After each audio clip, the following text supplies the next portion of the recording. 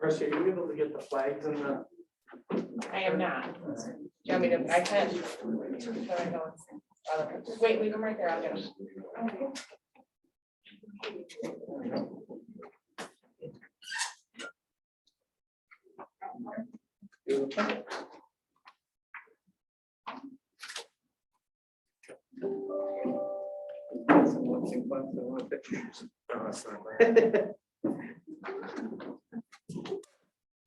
Okay, could everyone please rise for the pledge?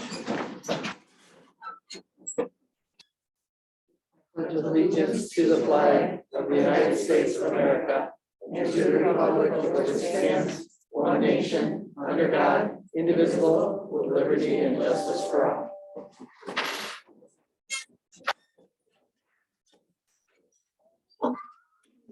Are Carrie and Caroline just checking that now? Not yet. Not yet.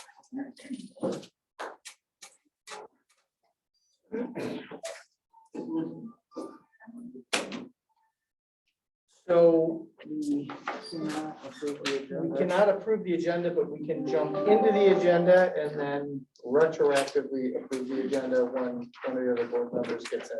Okay. Just as a note, Sue Freeze is out sick tonight, Jess is excused. Dale and Carrie will be joining us via Zoom as they're in a conference, and so will Dr. Beeler and Karen McGarrett. Do we have any changes to the agenda, Bob? Yes, one of our presenters for the capital project update, Jeff Klutzer from Stiegler Schneider. And Lavella is en route, but there's some nasty conditions on the 219. So he should be here shortly. So if it's okay with the board, we'll do the capital project special vote for December 14th first. And if Jeff is here, we'll resume the regular agenda. If not, we'll jump into the reading presentation. Okay. That sounds good. Okay, so Mrs. Brown, if you'll bring up the Hoy Street referendum, that would be fantastic. That is no. If not, I. Number B. Number B, letter B. Oh, cheapers. Sorry about that. I went to Little Valley, sorry. That's terrible. I can't believe I That's just said gonna that. make the news. I can't believe Do you have it now? I do, yeah, let me just bring it up. So.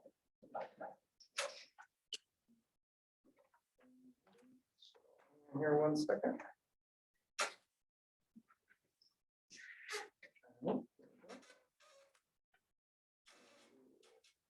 Share this.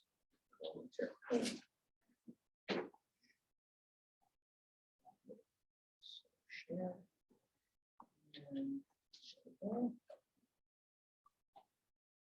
Okay. There we go. Okay.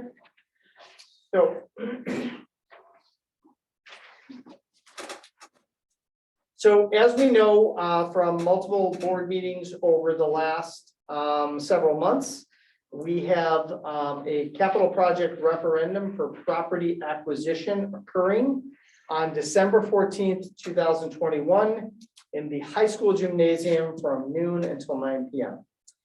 The premise of this property referendum is to acquire 4 properties and the corresponding leases from the Seneca Nation. These properties are located at 3234 Hoy Street, a double lot, 44 Hoy Street, 52 Hoy Street. These 3 properties are owned by a single individual, and 50 Hoy Street owned by a second individual. As you can see from the graphic on the screen that's shared via Zoom, this represents the entirety of Hoy Street behind the Dollar General up into the driveway across from the Municipal Housing Authority offices in that area on the backside entrance to Vets Park. Behind the old concession stand building now currently renovated to the baseball team rooms and some storage facilities. For 32, 34 Hoy, 44 Hoy, and 52 Hoy, this is an aggregate cost of $160,000 plus the associated lease costs and the closing costs. 50 Hoy Street is a cost of $61,000 and also the associated lease costs and the closing costs. For these four properties, there is no impact to the tax levy. These funds have been budgeted and will be used through existing reserves. They will be paid for out of existing funds, and there will be no impact to the taxpayers for the designated school taxes. Future site work at these properties will require additional referendums and voter approval. This is simply to acquire the property and execute the leases with the Seneca Nation. Possible uses of these spaces could include additional amenities to Vets Park. Some of the things that have been discussed in the public could be additional parking spaces, which has been an expressed concern by the community since the expansion to Vets Park. It could also be some additional storage areas for equipment or materials, or extension of the playground, or additional athletic fields. All of those improvements will require additional voter approval to expend funds to approve. The referendum on December 14th is simply to acquire these four properties. The vote will occur on December 14th from noon until 9 p.m. It will be in the high school gymnasium. To vote in this referendum, you must be one of the following three categories. You must either be a Seneca Nation member enrolled through the clerk's office at the Seneca Nation, or registered to vote through Cattaraugus County Board of Elections, or on the Salamanca City Central School District voter rolls. If you are any one of those three and 18 years of age on December 14th and a district resident of the school district or the Allegheny Territory for 30 days prior to the vote, you may vote on the referendum. And that concludes the presentation. Pretty straightforward property acquisition for possible future site development at Vets Park. And with that, if there's no questions, that's all I have for the referendum. Does anyone have any questions? All right, Okay. I think is Carrie on now? Dale is on. Dale's on, I see Dale. All right, then, And Carrie is on. is there a way to move them up so that? Yeah. I can at least get a thumbs up when we approve the agenda. Yeah, I'm here. I just didn't turn my video on yet. Do Dale and Carrie, do either of you have questions on the presentation for the referendum? I have no questions. No questions here either. So we're gonna kind of back up a little bit. We didn't have enough for quorum to approve the agenda. So we need a motion to approve the agenda. Motion. Sorry. Motion by Barb, second by Brad. Excuse me, can we put in there with reversing presentations? A and B? Yes, and we're reversing A for B and B for A. Thank you. So we got a motion by Barb, second by Brad. All in favor? Aye. Aye. Abstain, motion carried. All right, then we'll go to our second presentation. Are we ready for that? Or are we gonna go to reading? You okay if we jump with the reading? Okay. All right. So we'll do our reading presentation. So Mrs. Brown, if you can bring that up, and while Mrs. Brown's bringing that up, for those on the call on Zoom, we have a large audience participation of our instructional and administrative staff here that is going to present on our reading program, and we're going to start with Prospect. So I'm Gail Pavone. I'm the principal at Prospect Elementary. I'll let these individuals introduce themselves. I'm Stacy Clayson. I'm a first grade teacher at Prospect. Nicole Kiesler, kindergarten teacher at Prospect.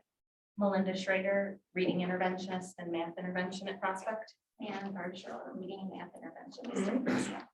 And we also have some other individuals. So if you have questions that come up, we also have Amanda Urbanski, who teaches kindergarten, Kim Oates, our assistant principal, Kelly Palarco and Becky Hannon are coaches that work within our building, and Jennifer Smith, a second grade teacher, is on Zoom, and I think I got everyone that was on Zoom, and everyone. I don't think I missed anybody.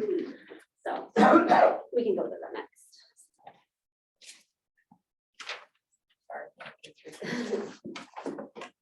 So I think what's critical to talk about before we even dig into where we are at with reading is how extremely complex reading is. Teaching reading is no simple task. Barb can attest to that from her years of experience in the classroom, and all the individuals here that have taught would let you know it's extremely complex, especially for our youngers, our kindergartners and first graders. It is such a task, and so much of what they do during that year. So during kindergarten, phonemic awareness is such a big target. And while students were on Zoom doing phonemic awareness, that became even more complex.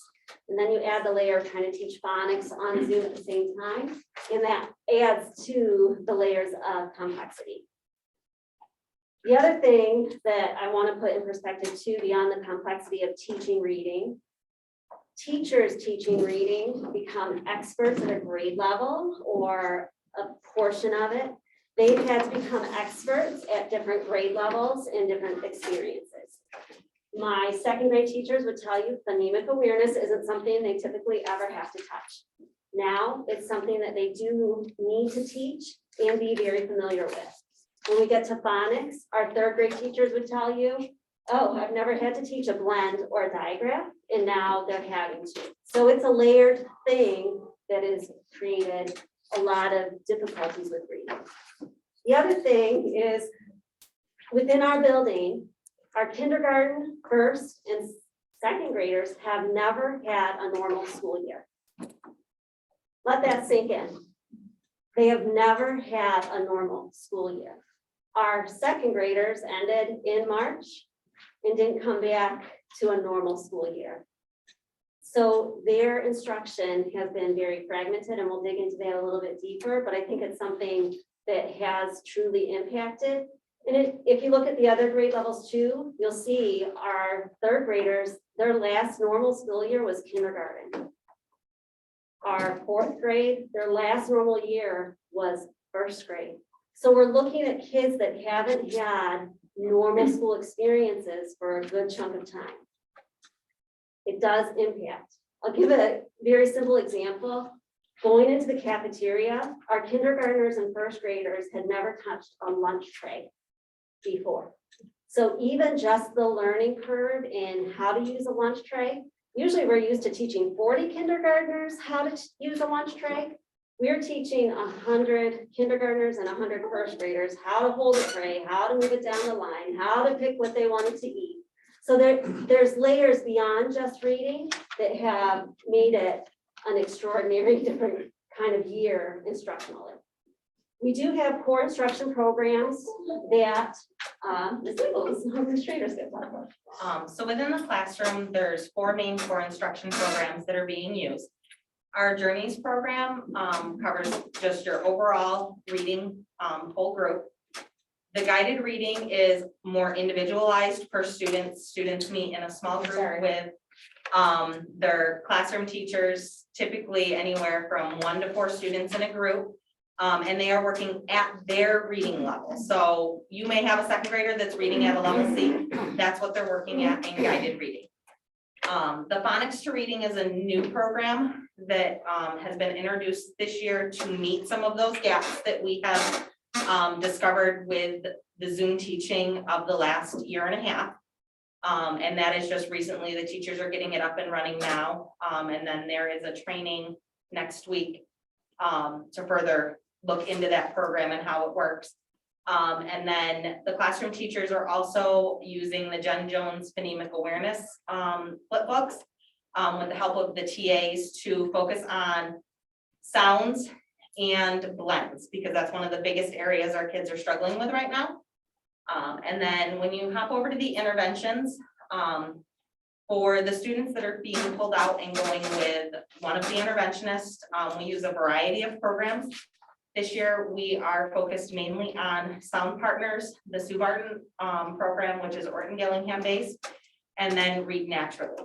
And in addition to those three, most of us are also using a program called Rhyme Magic, which is a short 10-minute lesson that goes with one of the other three programs, focusing on vowel sounds, word chunks to help students be able to pick out a smaller word chunk within a bigger word so that those bigger words aren't so scary, and working on those decoding of those bigger words.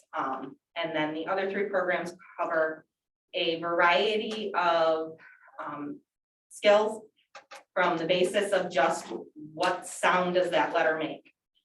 We have first, second, and third graders that are still struggling with their sounds this year, which is bigger than previous years.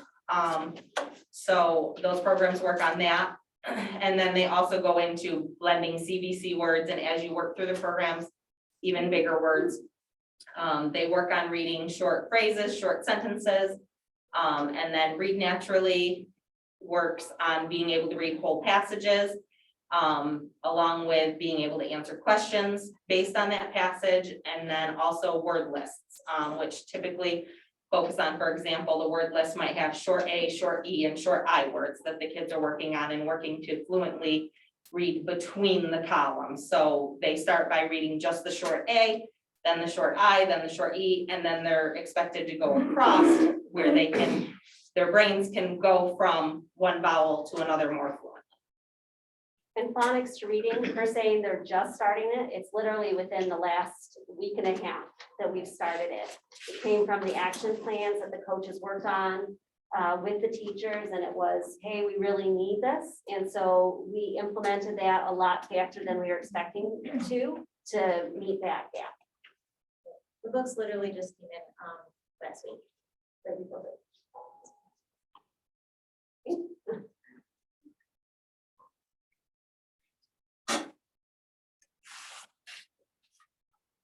Okay, so teaching, there's a lot that goes into it besides someone just opening a book and saying, this is what we're gonna learn today. And with the pandemic, it's been, everyone's learning on their feet. As administrators are learning on their feet, the teachers are learning on their feet. And never has any situation happened like this before, as you all know. So we're currently teaching standards that, yes, are a grade level back or more. I have normally in my first grade class, the reading levels that we use start at pre-A and pre-K, and they go all the way up to Z or whatever in the older grade levels.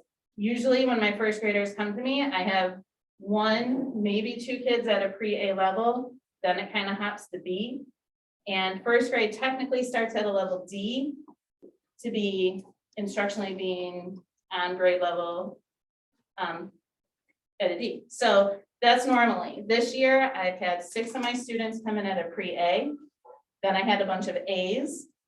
And really, there was a jump. I do have a couple higher students, but I've never had everyone in my class be so low. So that's pre-K level. I've always had skills to teach pre-A's, but I've never had to do it for so many kids. So I really had to revamp. I can do whole group instruction at pre-A level instead of just a couple kids over here working on the pre-A level. All right. What is there? Okay, for the K and 1 students, again, they haven't experienced a full year of school at all. In pre-K, they left early. Now, when they left, they might have been online, they might not have been online. So technically, I have kids that I'm instructing that might not have had, they're missing an entire year of school. When you teach reading, there's a lot that has to go into it, not just like, well, this is your grade level, this is what you're expected to read. We can put calculus books in front of people, but if we don't teach them the prior steps to do the calculus, it's not gonna happen. So we've really had to back up a lot of our thinking and our teaching. The student stamina, especially in first grade, I'm sure kindergarten can attest to this, is insane. They have never had institutionalized learning.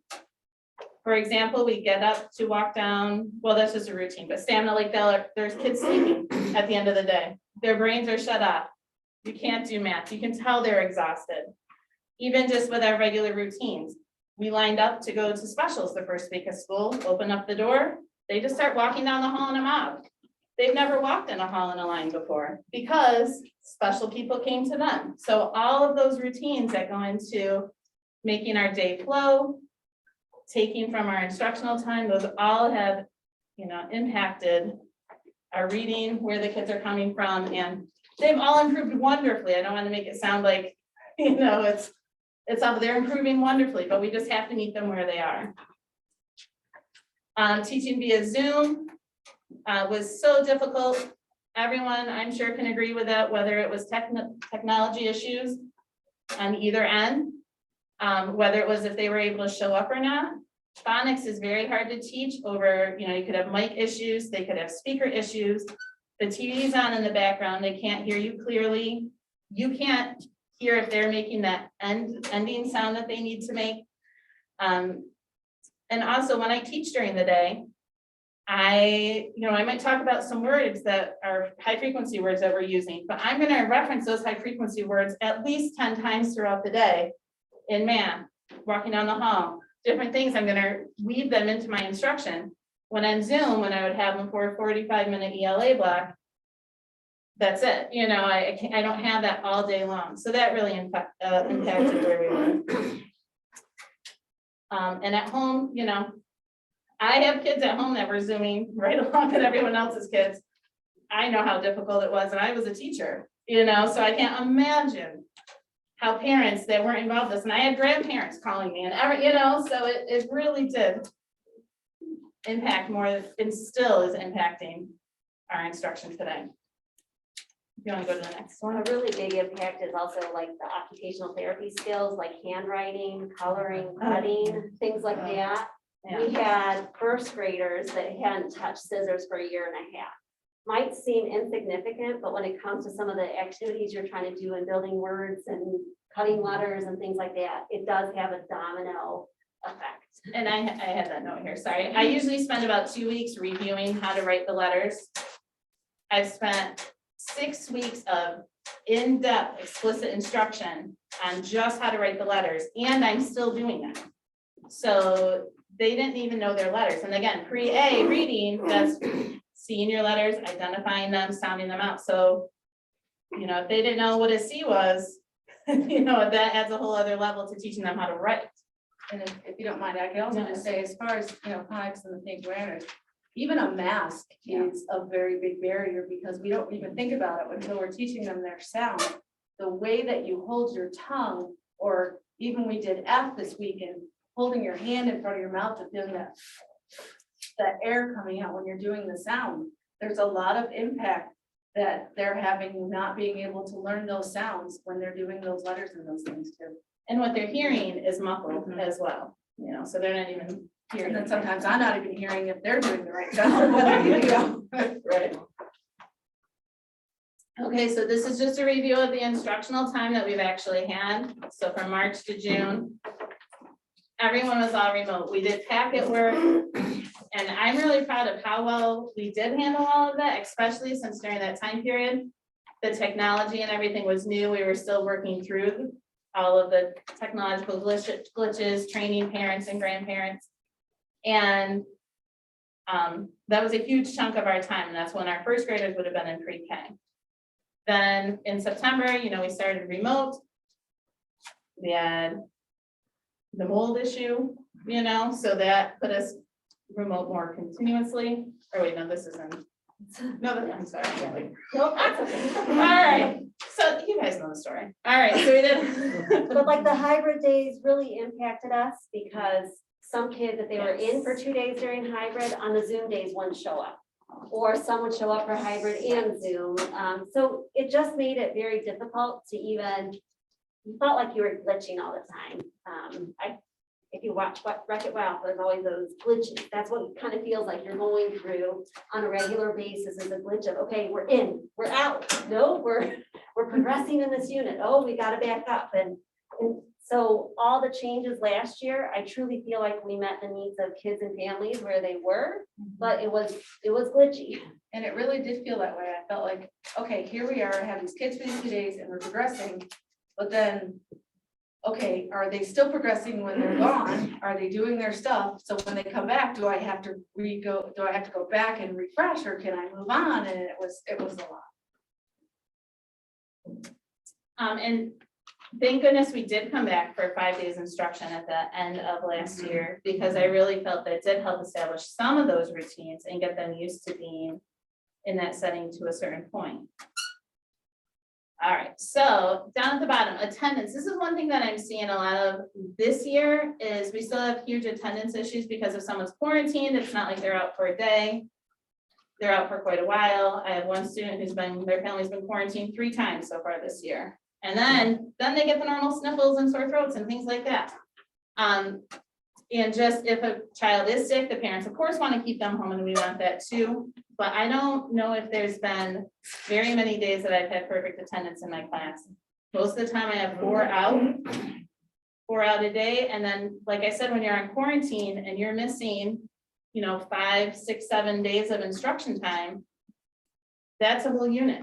That's a whole section, and we still have to keep trudging forward and get you caught up at the same time. It just adds another level that we're really not used to doing, and we're doing it, but it definitely impacts their growth. I can reiterate that too. That's actually attendance is on my slide too. Where right now I lost 2 today for the stomach flu. It's just kindergarten. We come in, we have germs. That's what happens. But and then I have kids who are coming in late quite often, and it's the same kids, and they're missing a bulk of their instruction. And that's just, and then they're, like I said, we do have 4 or 5 out a day, and it makes it very difficult to keep everyone on the same page and keep everyone, where they're supposed to be.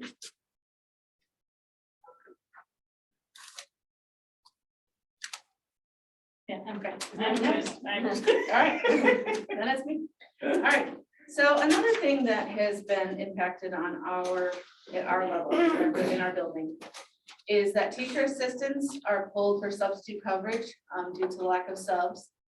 One of the things I know that I can say, especially in kindergarten, is a lot of the times the teacher assistants will be in during our reading block time. And if they are pulled, there goes our extra help. There's our extra help for when we're supposed to be doing the tracing for the ABC books, which is very essential for our guided reading program. Or I have kids who might need extra help because they've missed and they still don't know how to write their name or their letters in their name and that kind of thing. So there's, a lot of times that my help is gone, and it really is. There have been 2 days this year that at least one TA has been pulled for coverage. I know it's happened to multiple classrooms. The same thing happens when there's no coverage for special education or interventionists. So here's the kids who you're saying, these are kids that really need the help, and then there's no one there to help them when they're out. We kind of talked about attendance already, that's the same thing. Like I said, we're going, and then quarantine, even though, we could send stuff home, but that doesn't also mean that, it may not be done, that kind of thing. And I don't blame the parents either. You got a sick kid, what are you gonna do too? So. And there is the A+ program that we know that they go to, but I asked my kids, oh, did you log on to A+? And they're like, what's, no, so that's, again, it goes back to the remote instruction. And some have, and I know some have said they really like the program. I know this class had one parent that loved it, but they gotta get on it.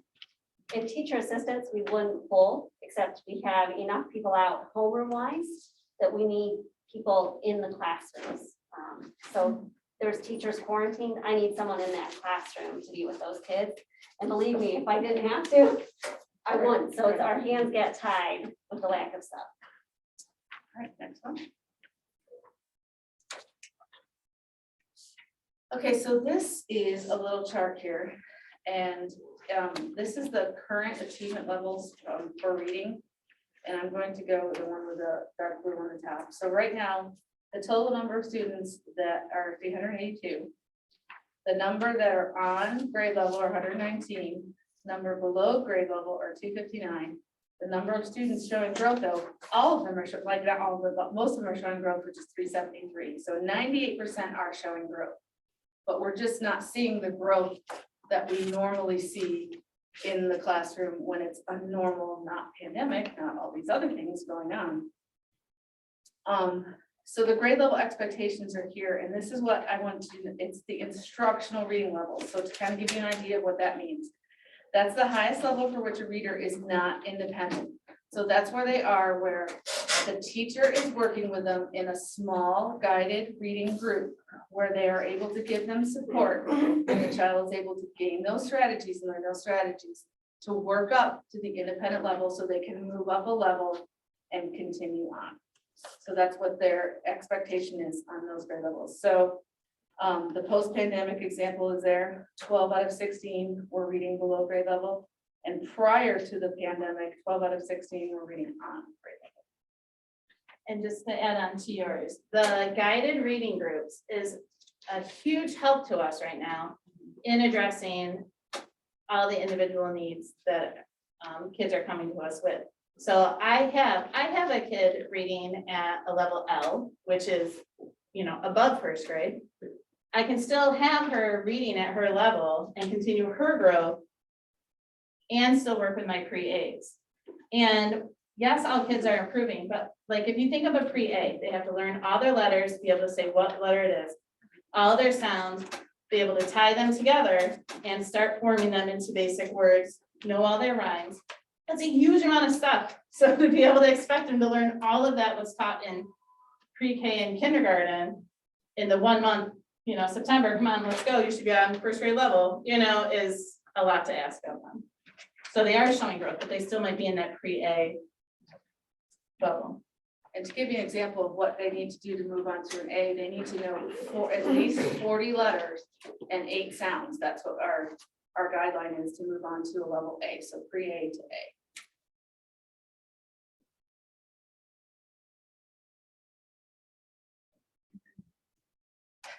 Okay, it's my turn.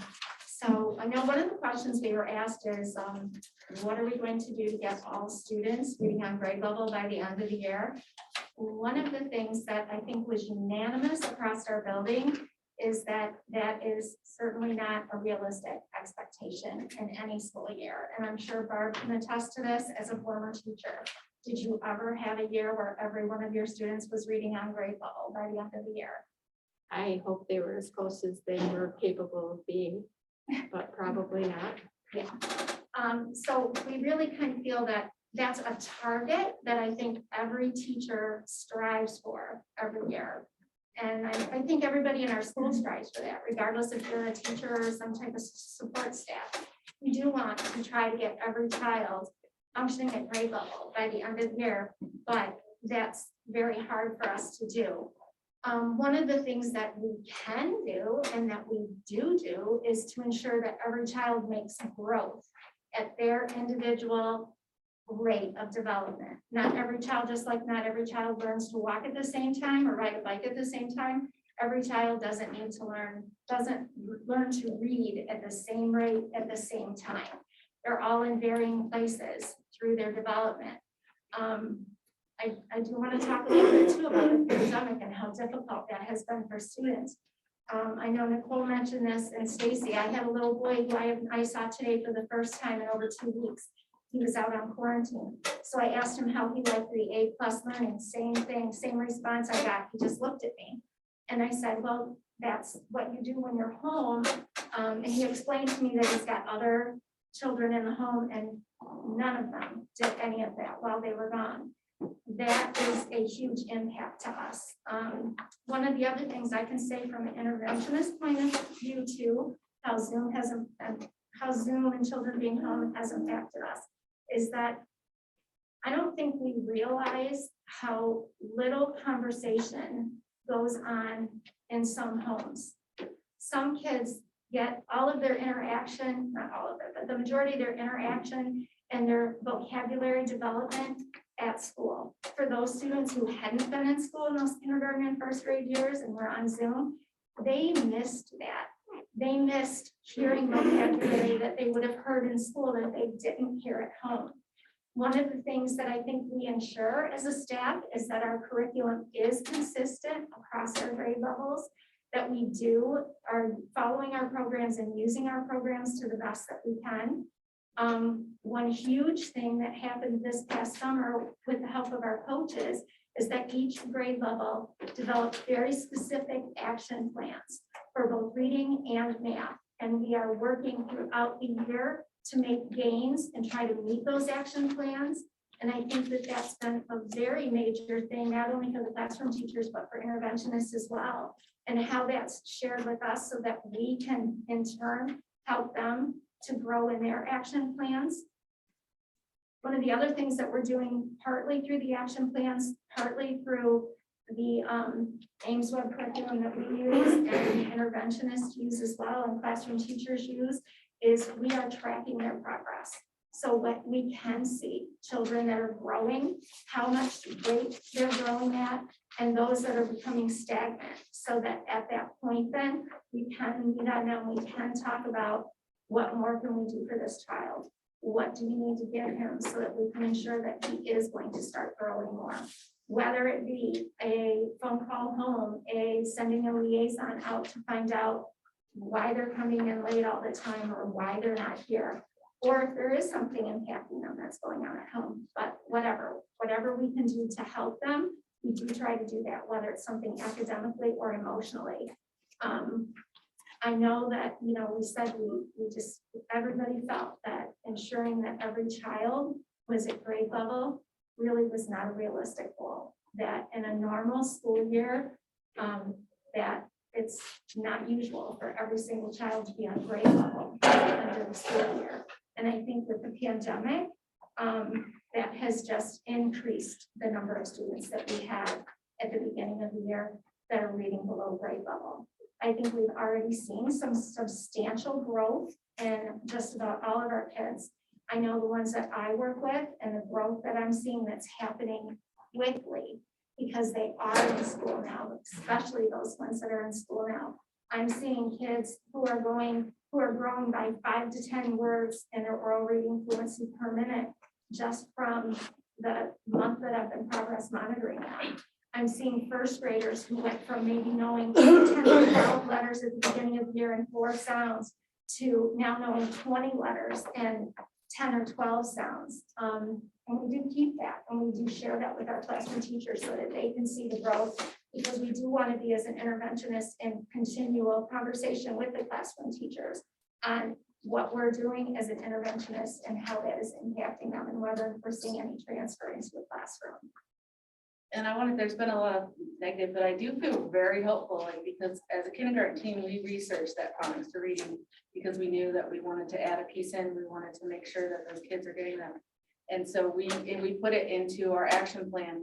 And I'm really seeing some positive results in these kids learning those sounds and starting to blend those words earlier and getting that stuff. So there is definitely positive things going on. And the way that it's teaching sight words too, the heart words, I'm seeing a transfer even as an interventionist when I'm doing some push-in in the classroom of those. And it's good, like the interventionists are going to be attending that training as well, so that we are using consistent terminology between what they're hearing in the classroom and what they're hearing with an interventionist.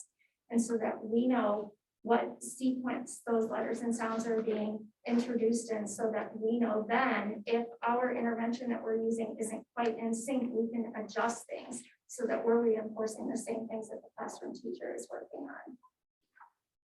And I think part of our conversation too was like information overload. Our kids can only take in so much information on a given day. So even with some kids, if we wanted to keep pushing, their stamina is like, nope, I can't go any further today. I've taken it all in. And you can't teach all the sounds all at the same time. It's very purposeful in how it's taught. And so it takes a different kind of layering and a different kind of approach when it's so varied within the classroom.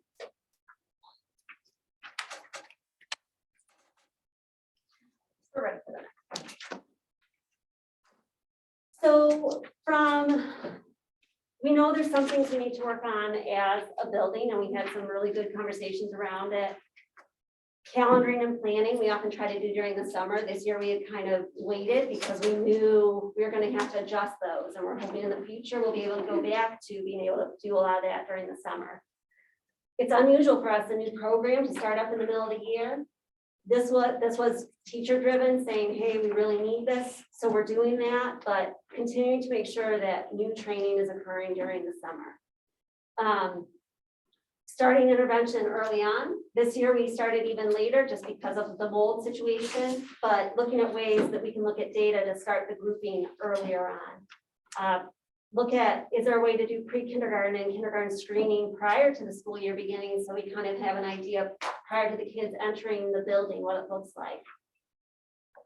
The action plan for kids that may need to be retained. We have some students this year that we looked at, okay, is retention the best way to go or not? And so I think we need to do a lot of research behind what is good, because retention isn't good for every child. The research behind it actually shows retention isn't a good thing, but how can we balance that out with meeting students' needs where they're at, and all of those things all at the same time.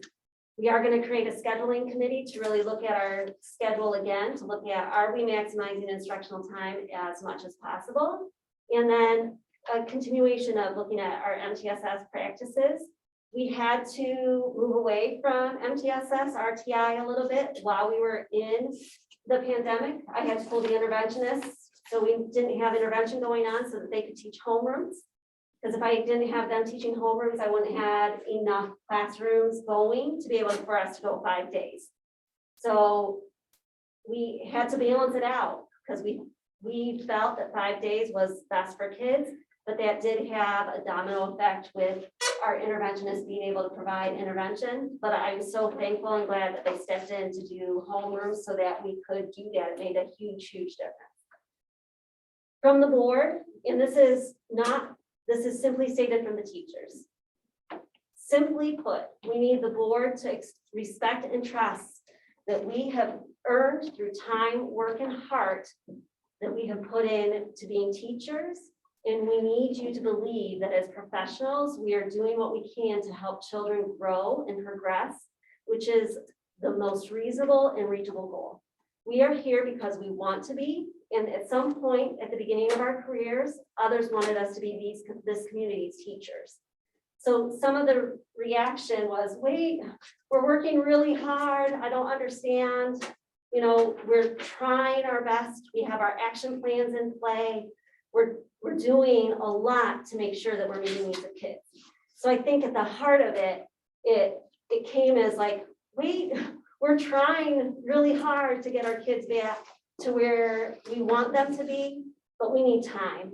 We need understanding. We need just trust that we are going to continue to do what's best by kids day in and day out. We did discuss more reading specialists. Paula Andrzejewski was pulled to be able to teach our Zoom kids this year.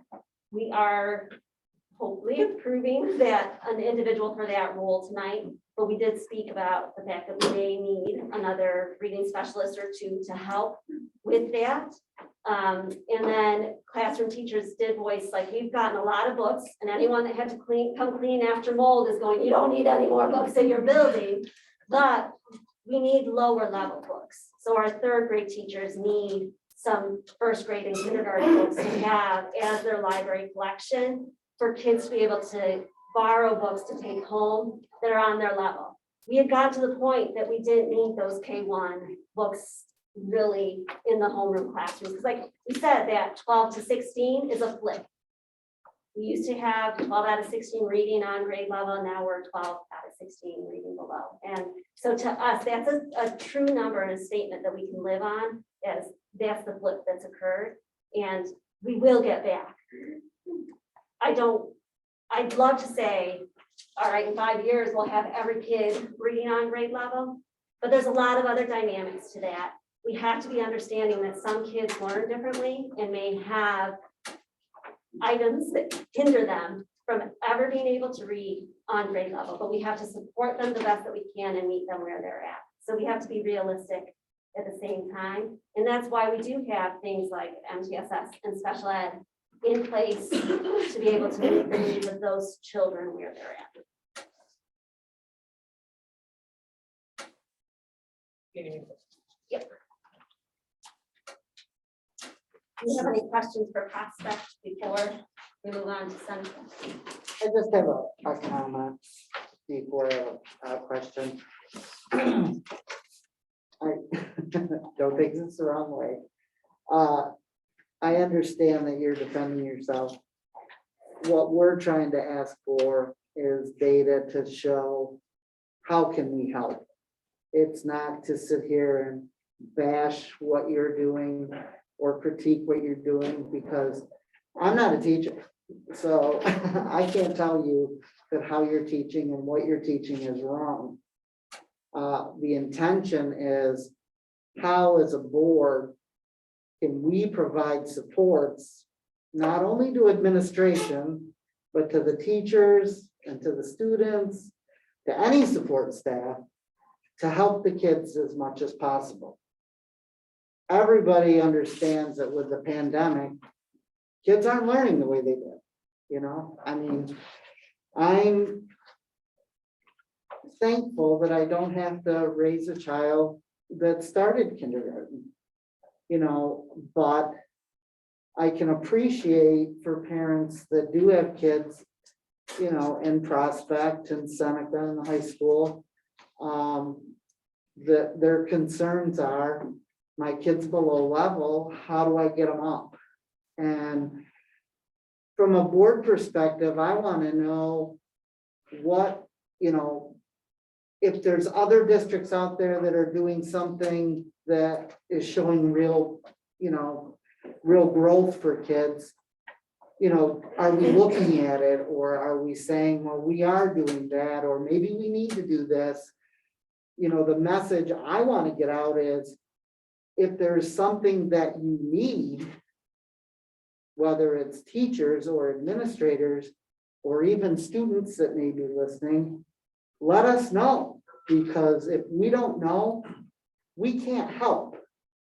And, you know, are we concerned about the numbers going from 75% can read above and now we're below? Yeah, I mean, I'd be concerned. But I think we as a board want to make sure, and I'm speaking, but I'm not going to speak for everybody. You know, how do I help you? How do I make you the most successful principal? How do I make Barb the most, you know, the best interventionist? I don't know. You know, I don't know how that is, but if there's something that you say, geez, Teresa, if you could do this, it would help me greatly. I would hope you would come and say to the board or to Gail or to Bob, you know, this is what we need in order to make our kids more successful. You know, where is the data that shows we're here and we're going up? I think for myself, I just want to be able to see the data that shows, okay, this is where we started, and we all know why. I mean, everybody in here understands, and with all the struggles that you've had, but how are we doing? And how are other districts comparing to where we are? Not that they're better, because you know how I feel about Salamanca, I'm very pro Salamanca.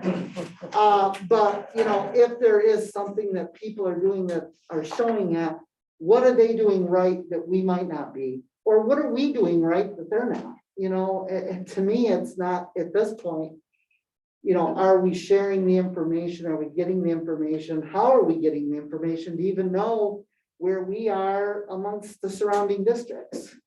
Well, I think a critical thing for us has been the action plan. Because I really think the coaches working with those teachers based off of our data is huge, because we're able to have really good discussions about curriculum, about teaching, about all of those things that impact every single classroom. I would say, and I've worked in multiple districts, I'm impressed by what we do. It's just sometimes it takes time. You can't change everything. I sometimes say, I wish I had that magic wand Right, to just be able to say, okay, everything we're doing is really what we need to be. It just sometimes takes a little bit of time. And I can show sometime data prior to the pandemic, how we were headed in that direction, given that time, continuing to improve practices along the way. And I think we're gonna be able to do that again. It's just so much bigger than what it's been before. I think too, it's looking at expectations for kids being realistic after what they've experienced. So what used to be the norm may not be anymore. And it's not just for us, it's for every district. But we also have to look at, some districts were able to go 5 days almost the whole year because their schools are so much smaller. And their enrollment numbers are so much smaller. So I think each district is going to have a little bit different impact from it because of that. And I will admit, I haven't had time to have conversations with other districts because I'm worried about us right. and where we're going. So I haven't had a chance to have those conversations. The other thing I'd like to say too is, I know you're, on your slide, you had reading interventionists, and I heard a couple comments about, well, kids don't know about the A+ system and attendance, and so, what about, are we using our liaisons the best that we can? Do we need to have a floater teacher to come in so teacher assistants aren't being pulled out of classrooms? Is there somebody that we need to hire to help parents through this A+ system if they need it? I mean, I don't know. I'm just throwing things out, like, if I was a parent, those are, I would want to know.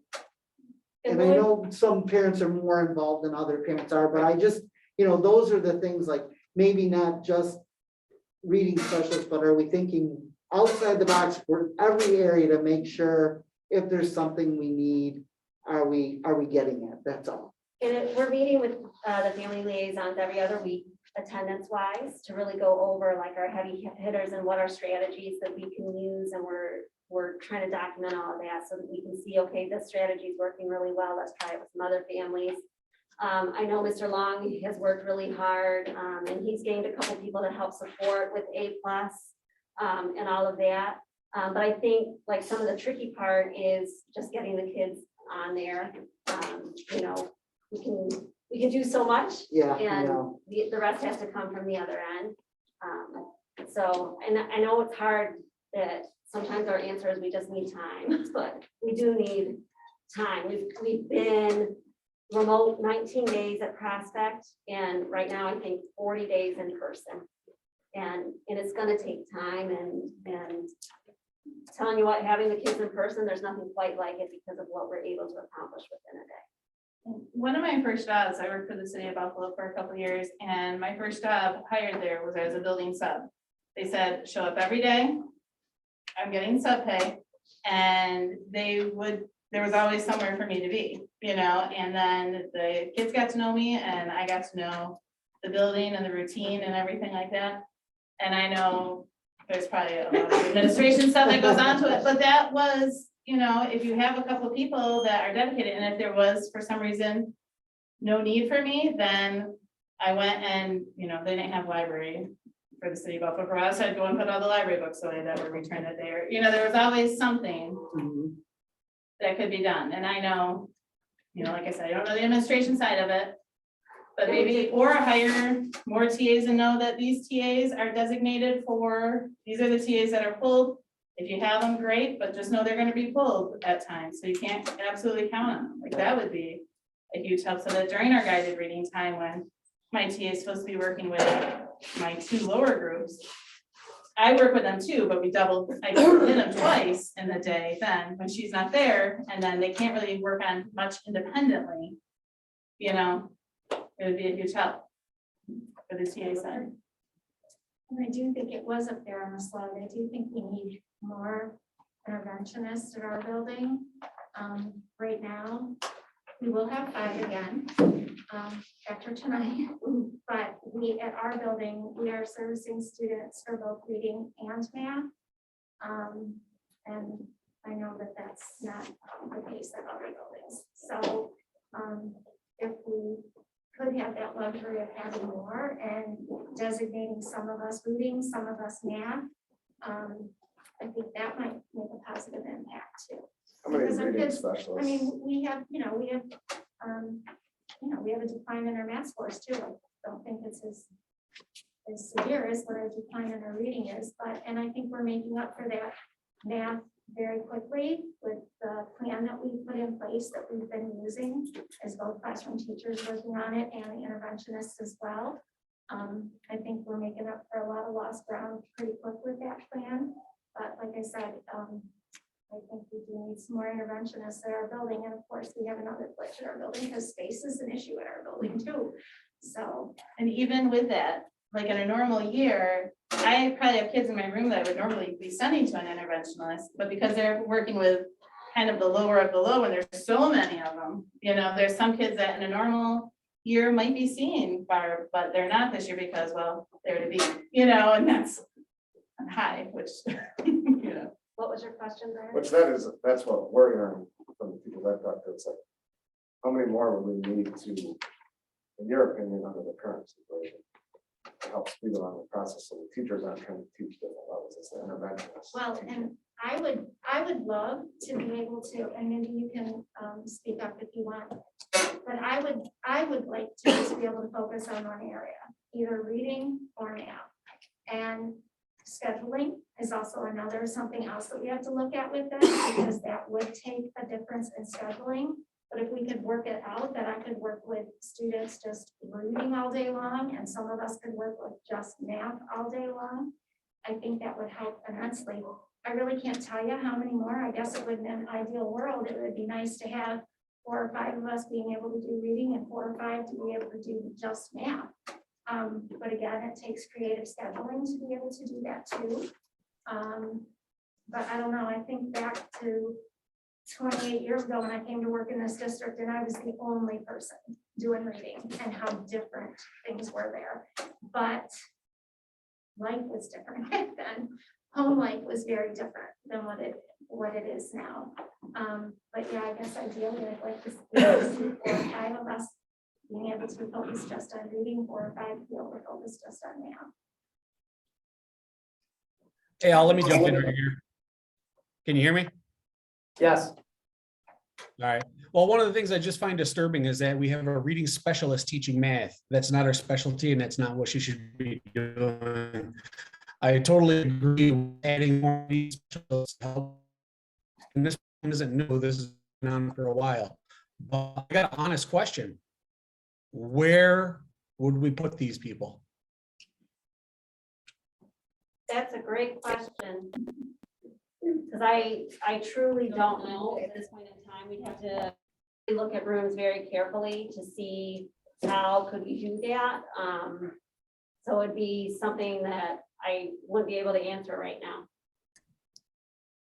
If I jump in, Carrie, I can. Well, hold on, Bob, I'm not done. So, and I'll reiterate what Teresa was saying. This is, as a board, we are unified to help this problem, but we also understand the space requirements. If we could hire 5 reading teachers today, we would. Where are we going to put them? That's what I want to know. Where can we put them? We need to be creative on what we can do for the immediate. Everybody knows we have the funding, we have the resources to create positions, to do whatever we want to do. But until we have more space, where are we going to put them? That's the one thing that I keep going back to. I would love to hire 5. Are we setting them up in the gym? Are we taking the library? Are we putting them in the cafeteria when the cafeteria isn't being used for food services? You know, things like that. I don't know. I'm not an educator. I don't know how to assign space. But one thing I do hear a lot about, and I'm sure you all know, is I do hear a lot about reading. So I'm all for helping in any way we possibly can. Well, then if we're helping, I'm gonna just go out on a limb here. I have kindergarten teachers have room in their room for some designated teacher assistants. I'm just throwing that out there. Which would help in this. Which would help with reading and math. Just saying. So Carrie, you bring up, and Teresa and Brad bring up some really good points to highlight some of the struggles that we're experiencing in the classroom.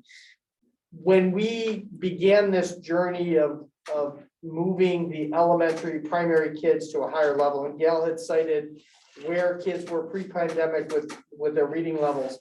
And we had a process in place where we invested a significant amount of resources in very low, small class sizes. And that was putting us on a path that I think, 2 years ago, we were generally more comfortable with. This has transformed that. If we add more reading teachers who are just dedicated reading teachers, I agree with that 100%, and dedicated math specialists that are dedicated to just math, I think that's great. We have to then have the discussion with the building level staff. Are we going to trade low class sizes of 13, 14, or 15, or 15, 16, or 17, and free up potentially a grade level classroom per building?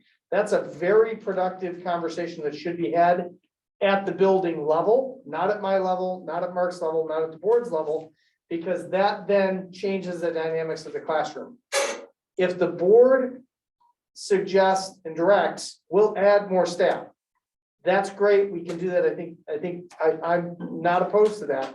However, finding the staff, finding TAs that can do the job, it is a struggle. And we found by raising the salaries, we're still not getting high quality individuals. About 6 weeks ago, we approved dedicated building subs. We did interviews and we didn't find too much in that harvest to find people to do that. So every solution is absolutely viable, but it does then create a domino effect of other things. And I want to thank the prospect staff for putting the time and taking the time to help us better understand that. And I really appreciate you advocating for your grade levels in your buildings and your departments. That's very helpful. So, but Carrie, and board members, if we say add staff, then we'll add staff, and then Gail and her team will figure out where they need to go or how the spaces need to be modified.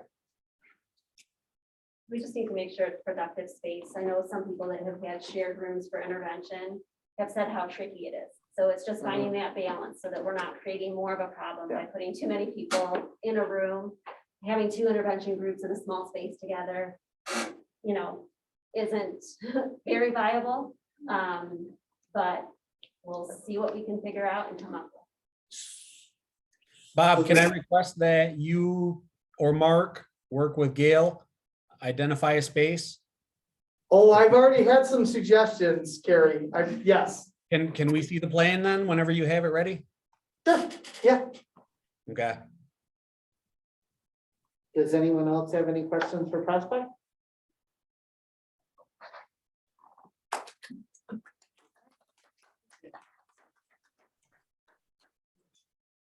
Thank you.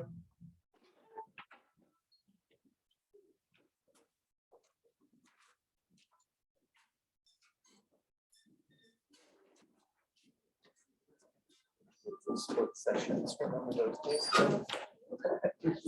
Everything that's old is now there.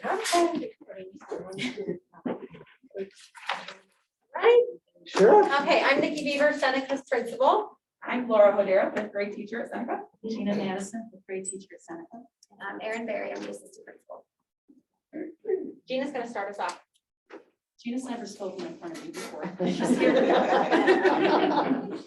Okay, so at the intermediate school, reading, I'm probably just gonna go. Reading, it's a challenge, it's a process, and we are getting to the point where we have the 5 cognitive components of reading: vocabulary, acquisition, which we are doing fantastic with Marzana. That was brilliant strategy and brilliant PD, to be honest with you. Comprehension strategies, fluency, phonemic awareness, and phonics instruction. We're doing new material while kids are still mastering foundational skills, which it's a balance. We're really trying to balance that. Okay, Marcy, slide next.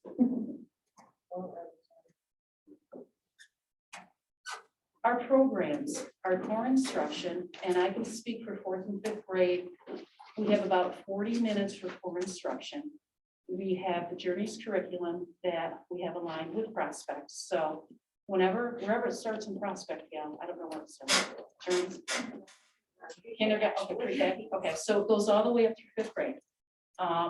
We do novel studies, which are at the 5th grade level, more teacher developed.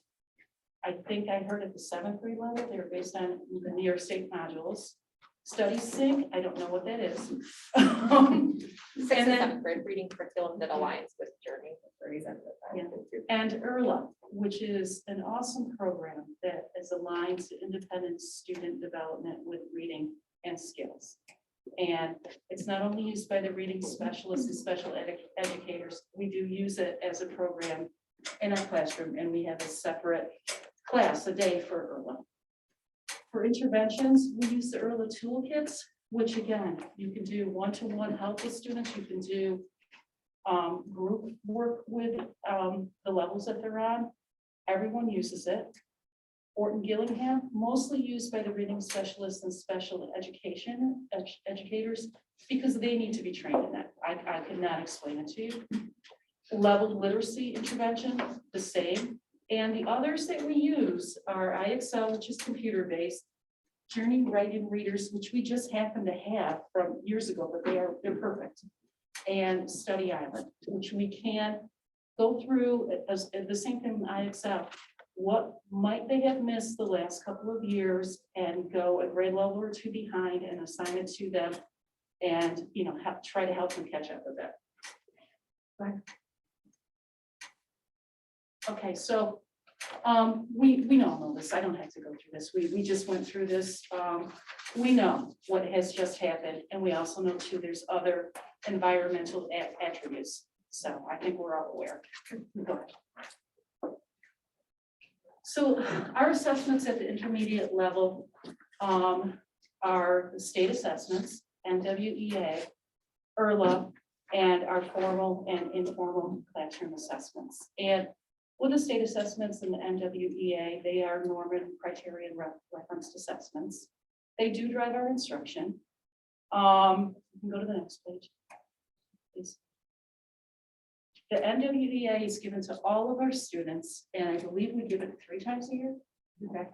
We've given it already in the fall. I believe we'll give it in January and also sometime in the spring.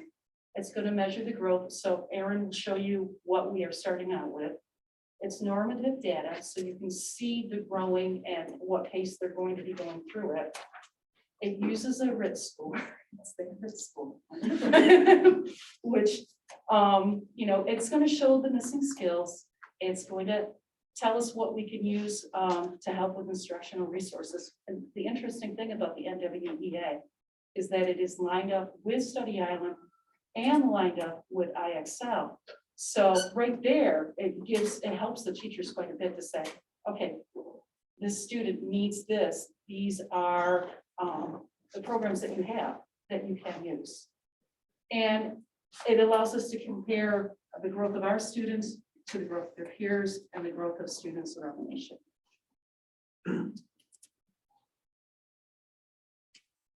So ERLA is awesome. It is, it's awesome, okay? It's my baby, but it wasn't my baby, it was Pete Morgan's baby. Okay, it assesses all the students' reading levels, and we're on our second assessments. We did it at the beginning of the year with our reading specialists, and I'm not quite sure how many people are doing it now, but I know Laura and I and some of the 5th grade teachers are reassessing with the reading specialists. I've seen growth. I can say I have seen growth. It matches readers to appropriate texts, and it's by a colored system. You may have some students at the 5th grade level at the blue. We all have some in the red.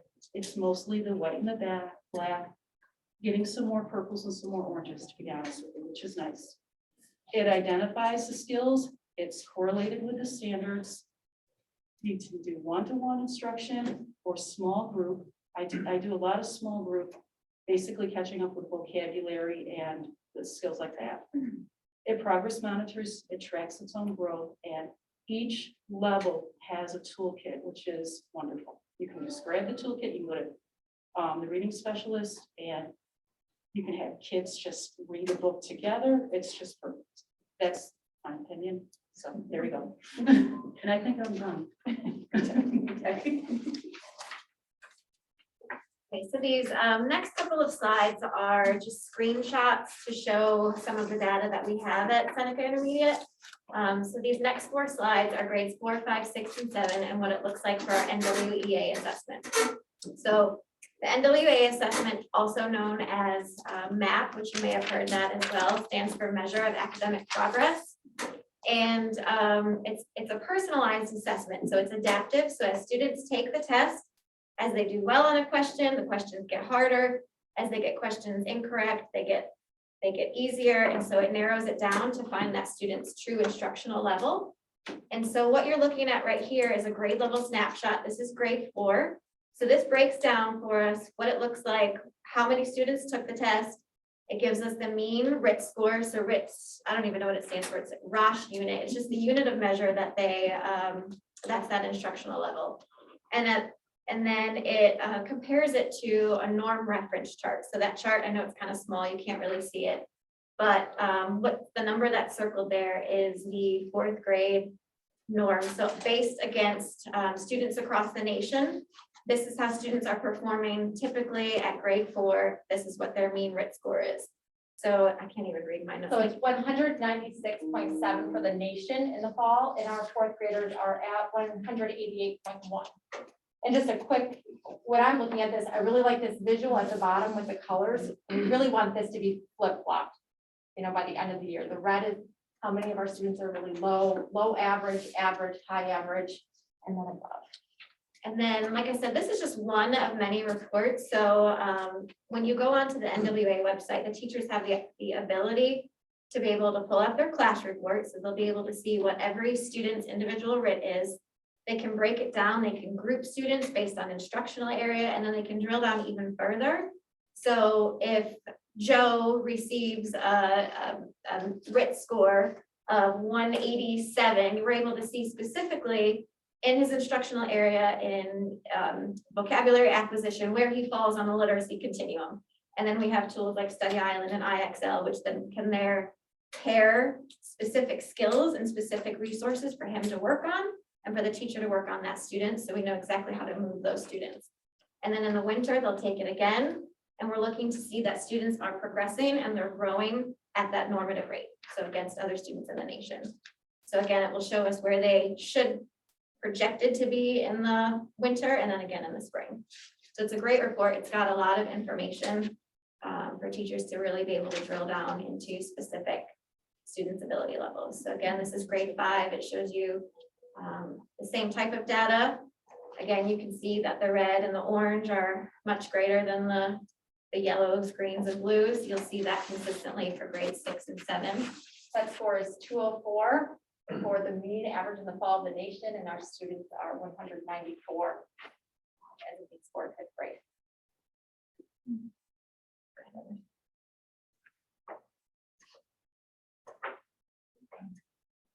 Our 6th grade is 210, and our students are 202. 7th grade, 214, and our students are 208. So looking at that, does that mean that we're basically a grade behind on each level? Basically, yes. That's kind of what it averages out to be. When we looked at our NWEA data and then the early data, we found that most of our students were at least 1 grade level behind. And then probably more than that if we. So it says the 2020 reading. Are we comparing? So this is our fall beginning, grade 7 to the 2020 standard, is that right? They only put out the student achievement norms for 2020 on the website, so we're hoping that we'll have the more accurate. They change it every couple of years, so they don't have one every single year. So the Okay. last norm reference chart that we were using was against 2015, I think. Or did they have 2017? 2017. So they change it every couple of years. I would imagine that the next norm reference chart is probably going to look very different. Right. Based We hope, on obviously right. the past 18 months and Right. where students are falling as a result.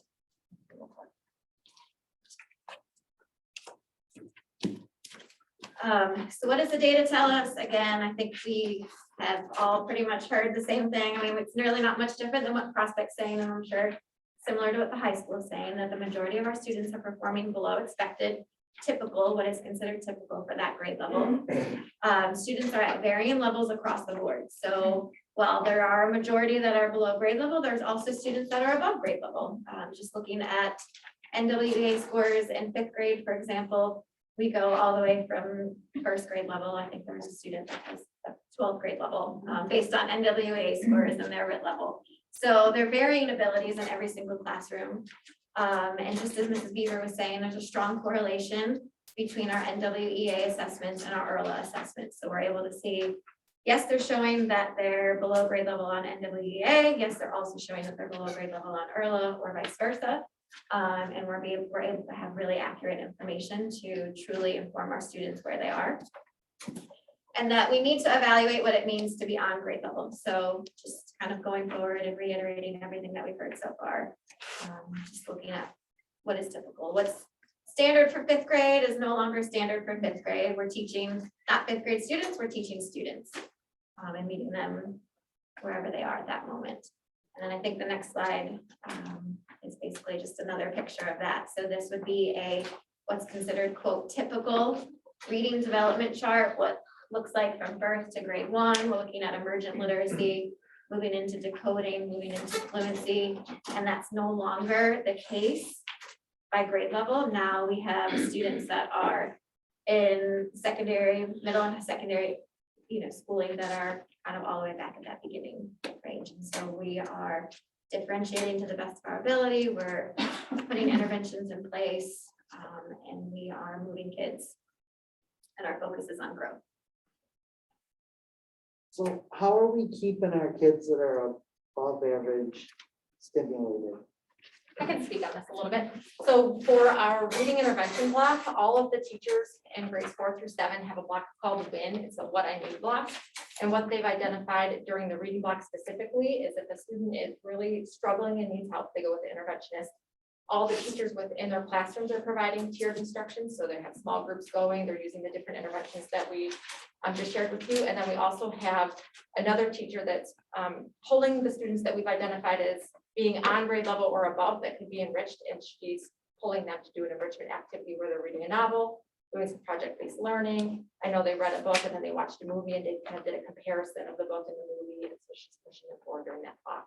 We identified the top 5 or 6 in each grade level, and so and then we combine them, so it's a 4 or 5 group of students and then a 6-7 group of students that are working with her together for enrichment.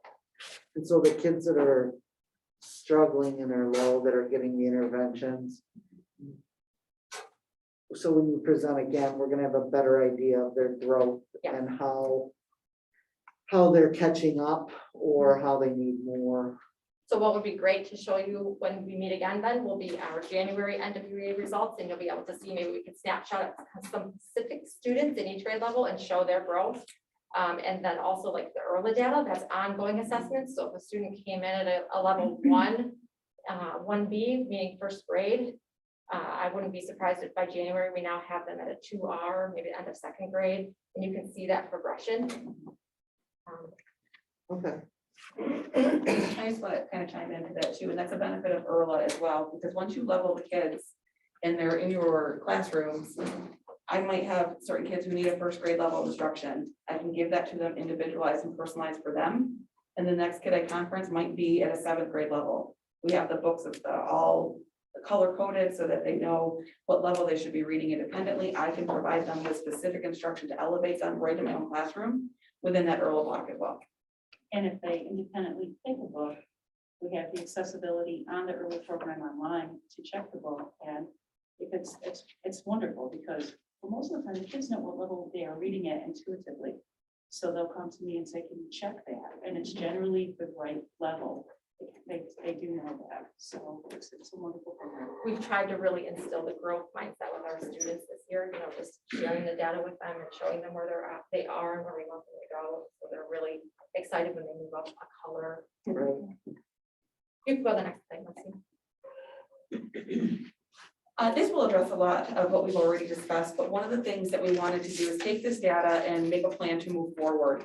So at Seneca, we decided we have a lot of learning lag and we have a lot of learning loss, and they're two different things. You're gonna have those kiddos who are just kind of slowed down a little bit by the COVID closures, and you're gonna have kids who are completely halted. So that's where you have that difference between the loss and the lag. So with all of this going on, we wanted to create a plan that says, okay, we need to close those gaps.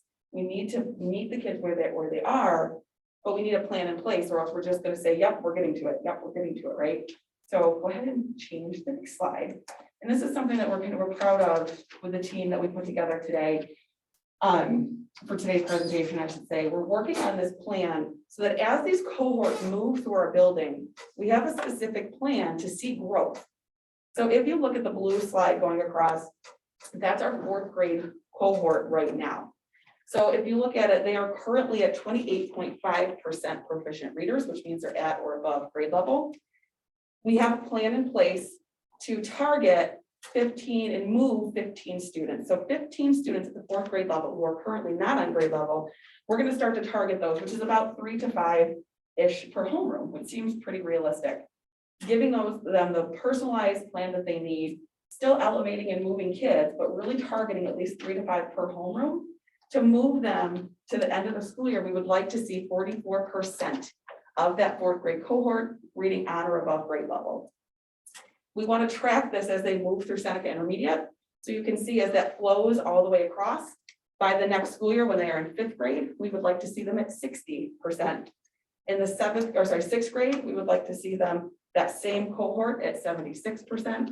And before they leave us and go to the high school, that particular cohort of students, we would truly like to see that goal of seeing 92 proficient readers, meaning that they are on or above grade level.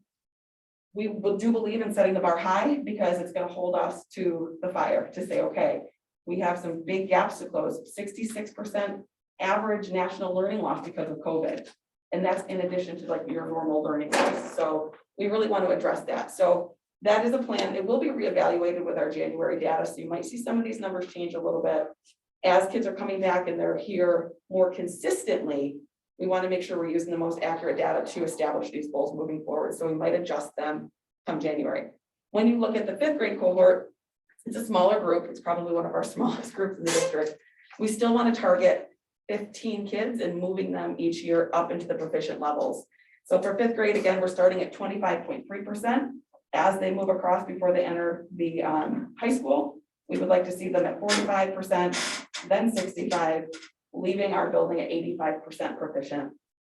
With 6th grade, they are currently at 29.2% proficient as a grade level.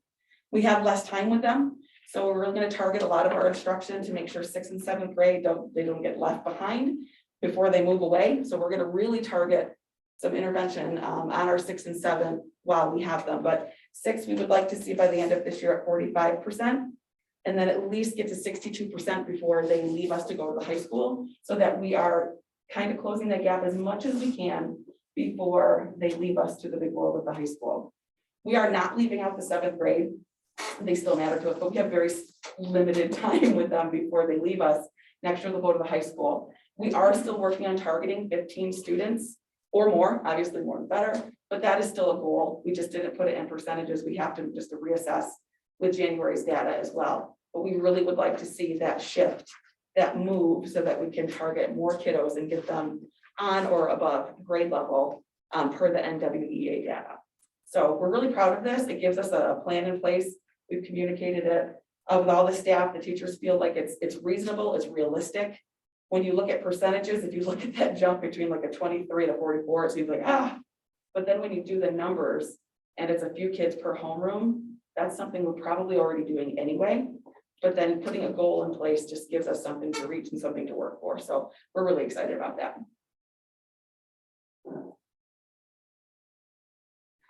And that's part of the good news. We're already seeing that growth. I know I assessed some kiddos yesterday and today, and they were able to jump up that next reading level. And it's like a classroom celebration when they get to change color levels, because they've already looked through all the books and they're ready to move to that next color level. So they're really excited about that. they have had solid instruction now. They've been with us, they're in our classrooms, we're getting back into the routine. Teachers are rebuilding their capacity to teach for a full day. And what that looks like and feels like, they are rebuilding their capacity to be in the seats and learning, engaging in those strategies, and just excited to be back in school. So we are reporting to our administrators that we are seeing some growth already. So Prospect addressed, it does take time. We do have a plan in place. Notice the fourth grade is 4-year plan. It's not a gap that we can close overnight, but we really are working in that direction, and the tools we have in place are very helpful.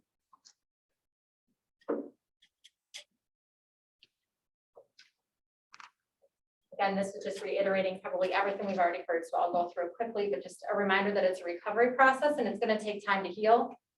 We are constantly reevaluating our expectations and what we need to do to meet the students where they are. We're going to be having really great MTSS meetings coming up that will inform and drive our instruction, and also put students into correct tiers and make sure they're getting their needs met.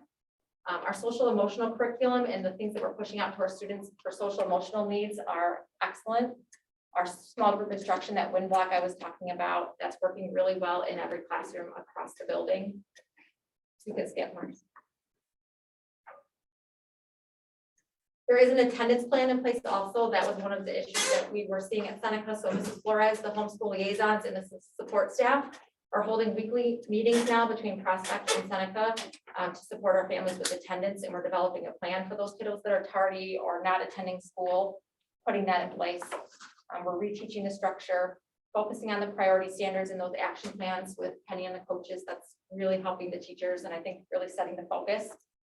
We have some authentic and meaningful assignments and assessments. The PD, as always, is wonderful. And some of the additional support we're providing to our students. We have after-school tutoring. We have power hours, so students can be at home and they can log on with teachers virtually at 7 o'clock at night. There might be a power hour for a 6th grade from 7 to 8. And that's still going on even now that we're back in person. We have our summer programming, and now we're setting prizes for early steps, awards, and recognition. We're putting that in place. And then from the library, just a quick note, they wanted me to share that in the month of October, they had a reading challenge, and our students read over 250 books within the 4-week time. And it was an excellent success, and we're going to be having another contest in January. So they're doing everything they can in the library to promote the literacy. So, and then Tracy addresses to what do we need? Obviously, in Prospect addresses, just to trust us. We have plans in place, and I know that you guys do. You support us. That we just need continued support and trust from people in the room, within our school community, parents, to help out with our improved attendance. And just make sure that we're getting consistency across the district as well, just to confirm that. And then just kind of setting some realistic expectations. And understanding after a pandemic, we are working hard and we are seeing growth with our students. And, you know, as Prospect has said many times. We're advocating for more staff. I'll throw that in there. I didn't know that was an option. I'll speak to interventionists and TAs and whatever else we'll put down. So, do you have any questions for Seneca? The only comment I have in my short memory here, just had it on the tip of my tongue that I wanted to ask. Maybe. Like when I walk out of the room and I'm like, what the heck did I walk out of the room for? Then I come back and I'm like, oh yeah, that's what I can ask for.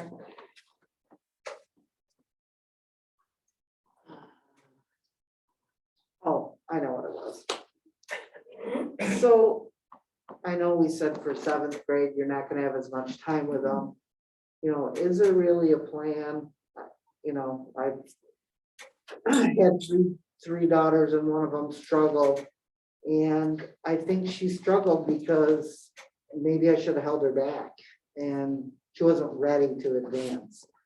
I was fortunate enough to have two that didn't have that problem, but you know, are we looking at the kids where if they really are challenged with reading, that we're not just moving them on and they're always going to struggle, and then they're always going to feel behind, and then they're just going to want to give up on school because they can't catch up or they can't understand, they're not doing as well on the tests, and, you know, is that a real conversation that we're planning on having with parents? I'm not saying we should hold kids back, I'm not trying to say that, but, you know, as a parent of a kid that did struggle, you know, I wish maybe somebody would have pulled me aside and said, you know, maybe we should hold her back a year because she's just not ready.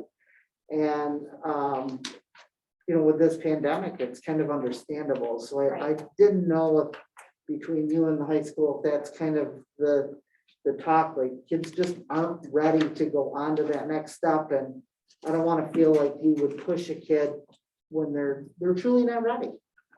You guys can chime in anytime, but I think honestly, you brought up seventh grade, and I think that's a really strong focus, but I also think we have to think that way 4 through 7, probably even pre-K through 12. Right. And have those real conversations. And just some things that popped into my mind, I think that we probably need to put a stronger focus on the interventions in 7th grade. And then I think between Prospect in the high school, the 3 of us really need to develop a really strong summer program, and maybe we mandate kids to have to attend summer school instead of maybe making it just a voluntary summer camp. I could see that If they being wanna maybe move more on to that, effective yeah. than, by 7th grade, retaining them. I just think there's some social emotional things that go along with it, but whatever supports we can put in place, I think would be really important. And the after school programs and different things. So as we get some more winter data, I think we'll start having more of those conversations. Well, and again, that's the, you know, like you said, you would like more reading intervention. One for every teacher, it's like Exactly. Oprah. Yeah, look under your seat, everybody gets their reading intervention. So, you know, if, that's what we're looking for, is how can we help, you know, again, just like Sherry and Bob have talked about, you know, space issues. We know we might have space issues, but within that realm, you know, if there are things outside the box, summer camps, or I don't even know if they're weekend camps, or, you know, a day that, like the Breakfast Club, where you have to just kind of go to school and In a good way. in a good way. But, you know, seriously, just, you know, if there are things that's what we need to know. We want to make sure that you're expressing them to Bob and Mark, and that they're expressing them to us. So you don't hear them talked about, you know, let us know.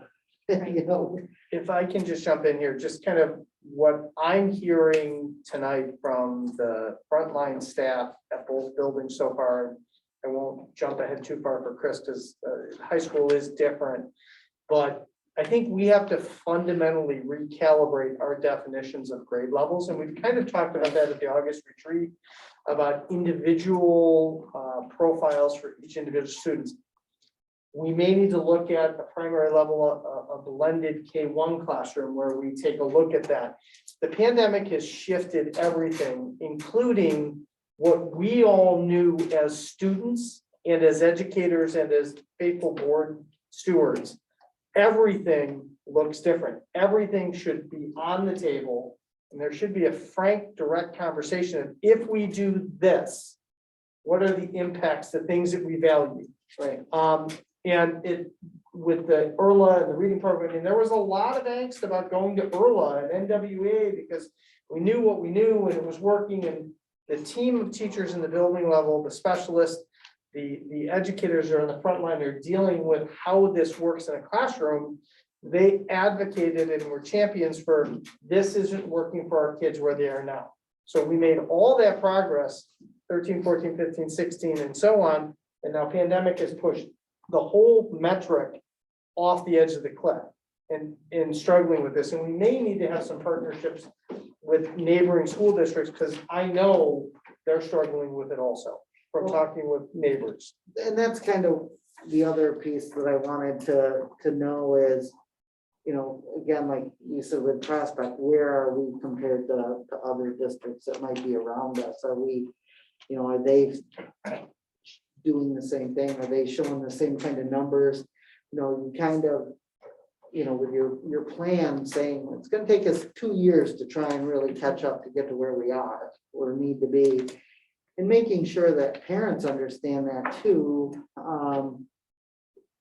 And making sure that's realistic. Like, is that what other districts are showing too? Is it a 2-year time frame? Is it a 1.5-year time frame? Is it a year?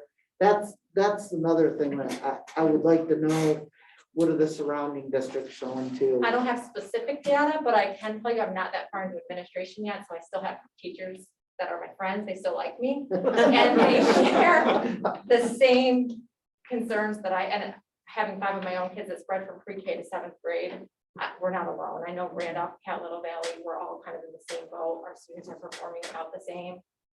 We can get specific data, but I would say we're very similar and have the same concerns, and I think all kind of have the same plan across, across the county, really. I'd say one of the benefits of what we are doing at Seneca is making it more individualized and personalized for each kid. When you look at an overall ELA lesson in a class, it is very short when we teach the grade level standards. Because not everybody's there. We do have to hold to that 5th grade level standard. I know 4, 5, 6, and 7 are all the same. I can just speak for 5th, but it might be a short mini lesson.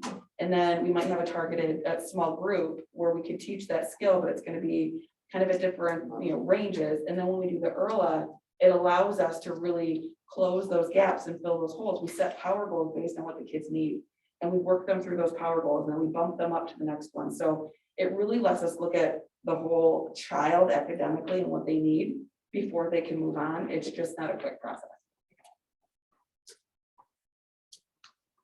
So do any other board members have any questions?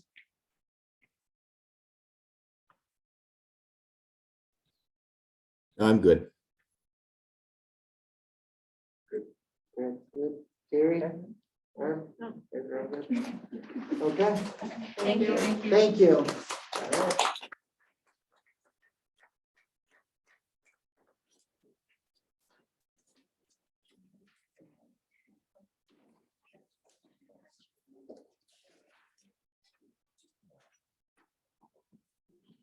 First, I want to thank the Board of Education for allowing us to be here tonight to obviously discuss this very important topic.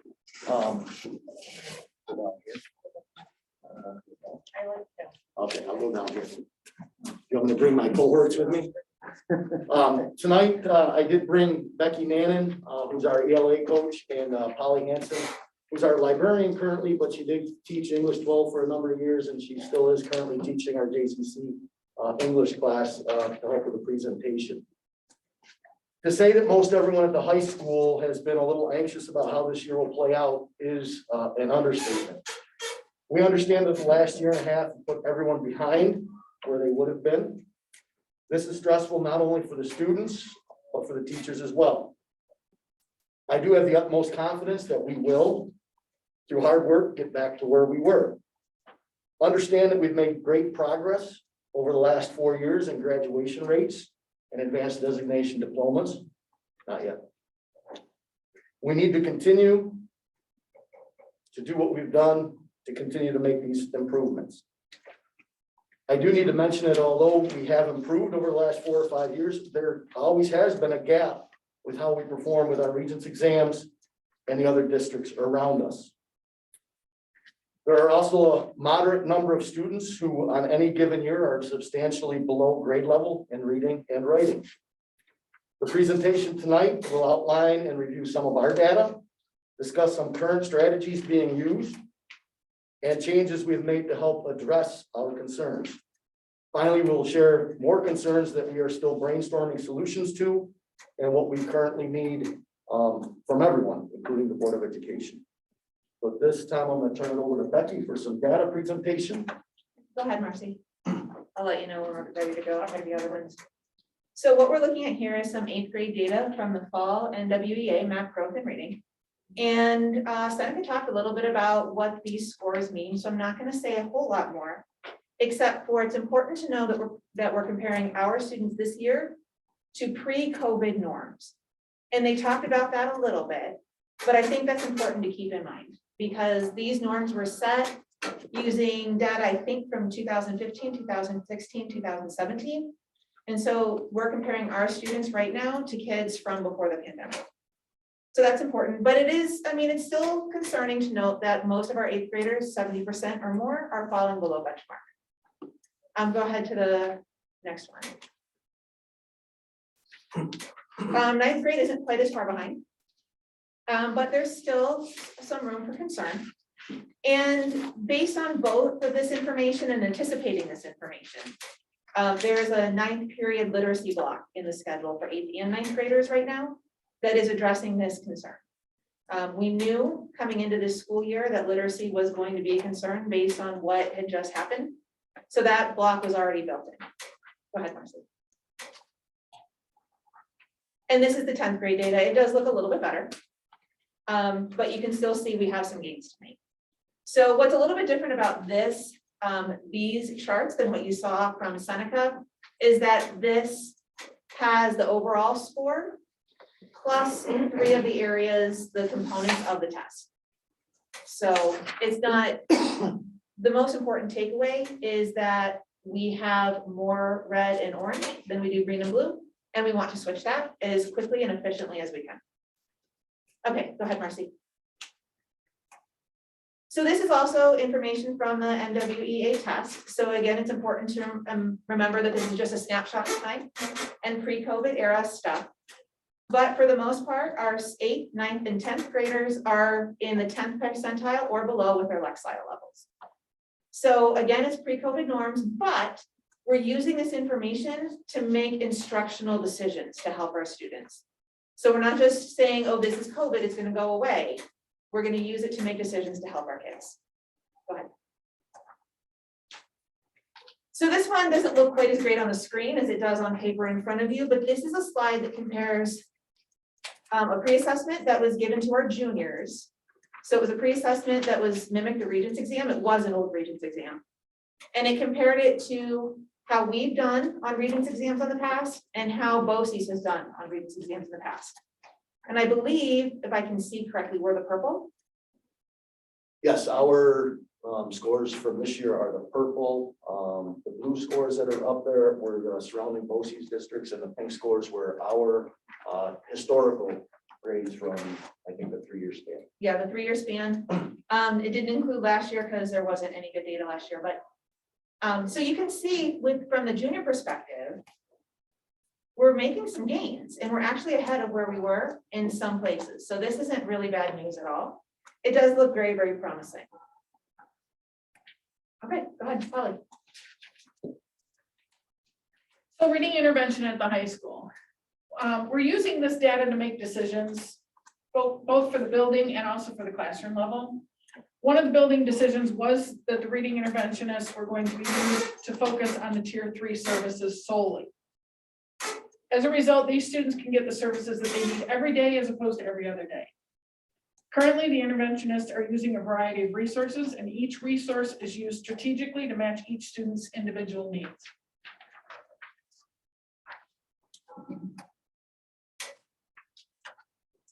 So school-wide literacy. Teachers have seen these deficits and have addressed them individually and departmentally. This is a historical type of a thing. Having these current benchmarks helps us to make a more cohesive approach to addressing this. The high school has implemented some additional literacy supports, including smaller class sizes, the 9th period literacy block for 8th and 9th graders that Mrs. Nana mentioned, and the availability of tutors from St. Bonaventure who can help students in ELA and history after school. We've also implemented initiatives in vocabulary and writing in order to help students improve their literacy skills. Following directions is also a skill we're stressing because it helps with more independent accomplishments and improves grades on assignments and assessments. Slide, please. School-wide literacy engagement. We've historically had data meetings to address student needs. The most recent benchmark data meetings started at the high school last week. After looking at the data, grades 9 through 12 determined that one of the biggest concerns is engagement and literacy. As a result, we're looking at an engagement strategy called question formulation technique that's designed to generate student interest in the content. ELA and history teachers will be learning about this more in their next department meetings. In addition to inspiring engagement in the classroom regarding course content, we're also looking to inspire engagement in reading in general. The library has a variety of activities planned for second semester, including a reading competition, school-wide book clubs, and general celebrations of reading. We're also collaborating with local public libraries to better meet the needs of our students. The High School Literacy Committee continues to meet regularly to promote and enhance reading and other literacy activities. And reading in the classroom.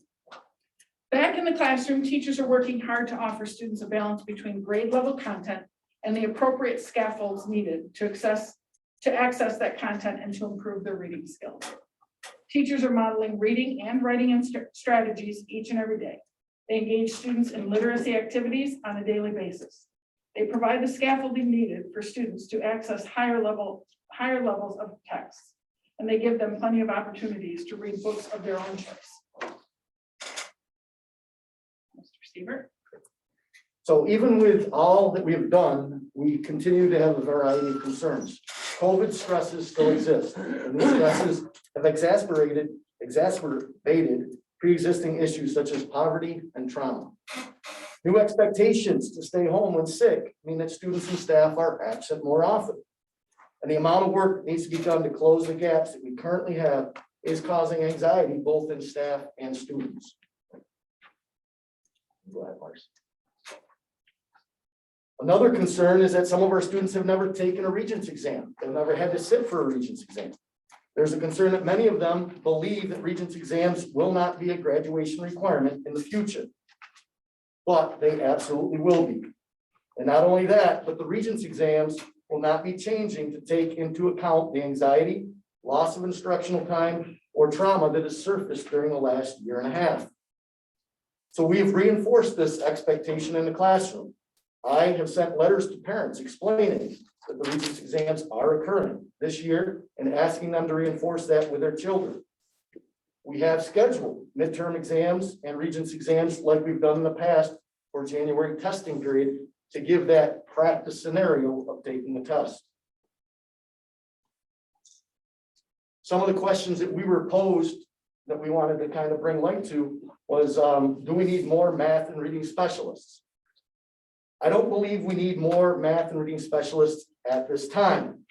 Maybe in the future, we do need to have time. We do need to be able to have time to evaluate what we've implemented and how that's affected the growth and the closing of gaps in the students, and then plan moving forward. Second question, how are we pushing our advanced ELA students and math students? We do offer honors ELA and history, as well as accelerated math and science for students in 9 through 12. These classes do help prepare students for our JCC classes and also our AP classes.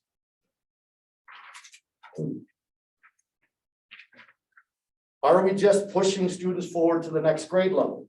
We at the high school have not just pushed students through. However, over the last year and a half, our expectations and our standards were lowered due to the stresses of the pandemic. But students still had to pass. If they didn't reach that expectation, they didn't graduate, they needed to attend summer school, or they are repeating classes. At 8th grade, I do know that we did keep a few students back and had them repeat 8th grade. Tutors. Currently, we do have 6 St. Bonaventure tutors to help students who stay after school either for ELAC or for other reasons. These tutors are education majors and they do major in English and history. Unfortunately, they are underutilized. They don't have students every day. Not all the time do we have students staying after school. We do, in fact, struggle to find teachers for students who are either suspended or out sick. Number 5, are we using our resources to the best of our ability? We believe at this point in time we are. However, as we examine the results and the data, we can adjust what we are doing if we are not being successful. So as we mentioned before, the next go around of the NWEA will be in January. That'll be a telling benchmark as far as whether or not what we put in place is working or isn't working. Okay, yeah, so I'll take the next one because it goes very much into what I've been doing this year. So the next question is, should we be using different measurements to look at skills? And the answer is we absolutely are doing that. We're looking at the math growth assessments for one, the Regents exams, 3 through 8 assessments, and the biggest thing is that we're looking at classroom assessments and we're looking at assessments and student work right down to the individual student level. So we're taking a look at what they're doing in the class every day, whether it be exit tickets or essays or, writing samples or whatever it is. And so we don't make decisions on just one data point. We make sure that, a data point is just a snapshot in time. We keep that in mind. And so we use all of these collectively to make good decisions for our kids. How do we perform on Regents exams and SAT exams? Over the last years, pre-COVID, we were improving. We were awarding more advanced designation diplomas than we had in a long time. However, we did still lag behind surrounding districts. SAT exams are an issue. We have tried to have review classes to address this, which helped a little, but we did not see the gains we wanted. Next year, we are offering an SAT and college readiness course taught by a teacher, a full year course. Hopefully that will help make some of the improvements that we are looking for. Needs. So some of the needs that we have discussed: time to review data. The interventionists and the coaches and the classroom teachers need time to continue to dig into the multiple sources of data that we have available.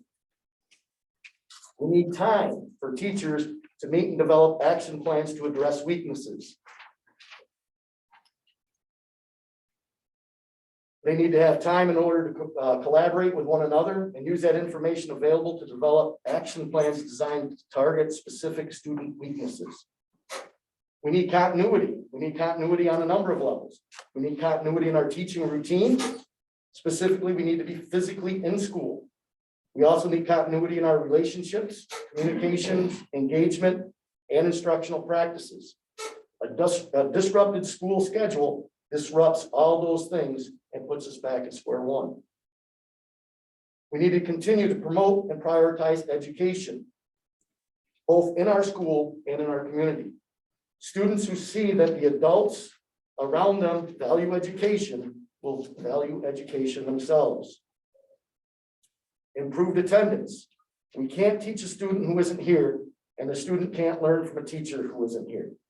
A stricter adherence to the attendance protocols may be important now, but it's also important to acknowledge their impact on education.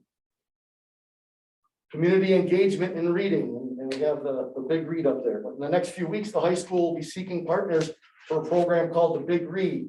This is a grant-funded program that will help to engage the entire community in reading.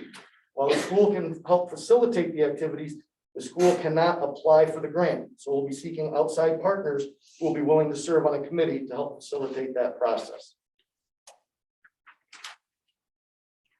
At this time, we do want to thank you for the opportunity to present, and if you have any questions, we'd be happy to try and answer them for you. So my question, right off the bat is, you say you need more time, so how as a board can we help with providing more time? And that's a tricky one, because part of that time is the time for the teachers to be able to plan together and dissect the data and stuff like that. So we don't want to take more to the classroom. Right. Unfortunately, after school, the teachers, a lot of them do have a lot of other things going on. So not all of them can stay, but we have already discussed as far as some of the next steps. We had some big 4 meetings. When was that, December or It November? was just 30th, this last December week. 1st? It was November 30th to December 1st. We had big 4 meetings for the high school and the 8th grade, and some of those we need to reconvene with them. So we have Becky working in with some of the different team meetings. We also have some of the teachers willing to stay after or able to stay after. We would be paying them an hourly rate. So those are things that I've requested of the teachers to stay after so we can do, but again, not all of them can do it, so we got to kind of tie into some of their days. Actually, a couple of them even said, I'll give up my lunch, come and work with me during lunch, so. Okay, I mean, I guess that's, from my perspective, that's kind of where I was going, is that. You can't get any more hours in a day, right? Right, you get what you can't, but, if people are willing to come in early or to stay after, or even if it's a weekend retreat type of a teacher retreat. We talked whatever. about over Christmas vacation offering something for the teachers to come in and get professional development. I don't think that went over too well.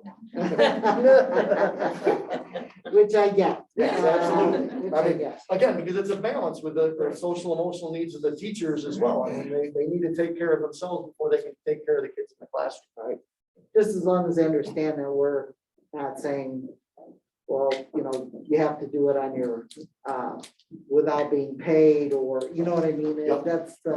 I guess that's kind of where I wanted to go with, if you feel you need to stay after, you're gonna be compensated for it. I don't want Karen to think I'm out there writing a blank check. You know, seriously, like Carrie said, we are in a good financial position where if we, you know, if people need to come in, that they know that they can do that. It's Yeah, kind of my- if my someone time stays, we pay, Okay. whatever the title is. If they stay, we pay.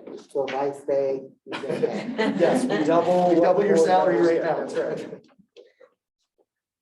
That was like my question, you know, and again, like you said, you don't need the reading interventionist right now, but you We might might. in the future.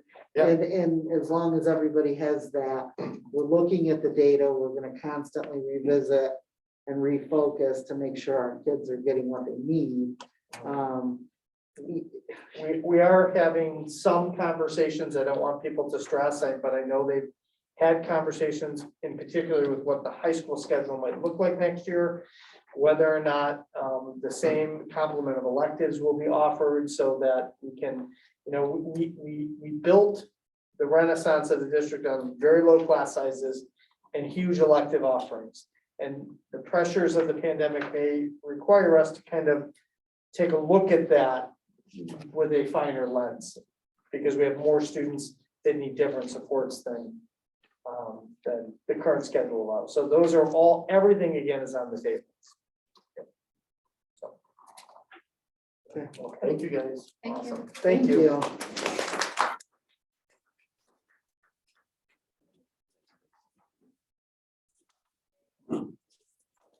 Forgot to ask if anybody had any questions. For this. Gary or Dale, or Brad or Barb. Thank you all for coming. So, It's good to hear Dale. Normally Dale's I know. lagging behind. And I'm only 2,500 miles away. That's a long extension cord. it's like this, thank you, Dale. Okay, then we'll move on to our presentation from Turner and Stevens. So while they're getting transitioned, Matt Segura from Turner Construction and Jeff Potzer from Stieglitz Snyder Lavella is here to update us on our next rounds of project work. And thank you guys for hanging in there.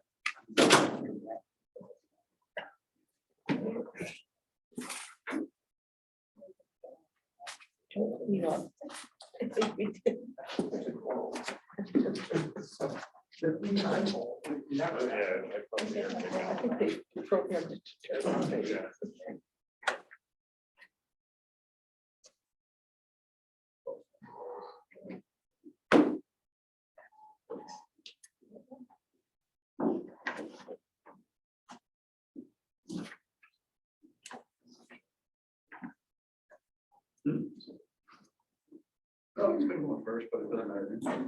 Yeah, in a way, maybe it makes sense. Talk about the time schedule. Yeah.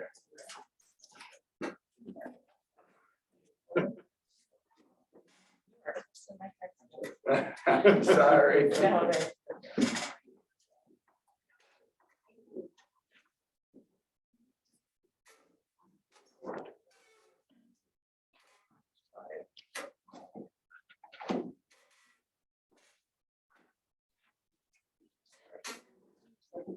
I will in the morning, yeah, I just thought of it now. Yeah, I know, 10 minutes late. I kind of threw two down. Was a big mistake. Yeah, big mistake. Wait, what? Steak? Remember, everybody can hear.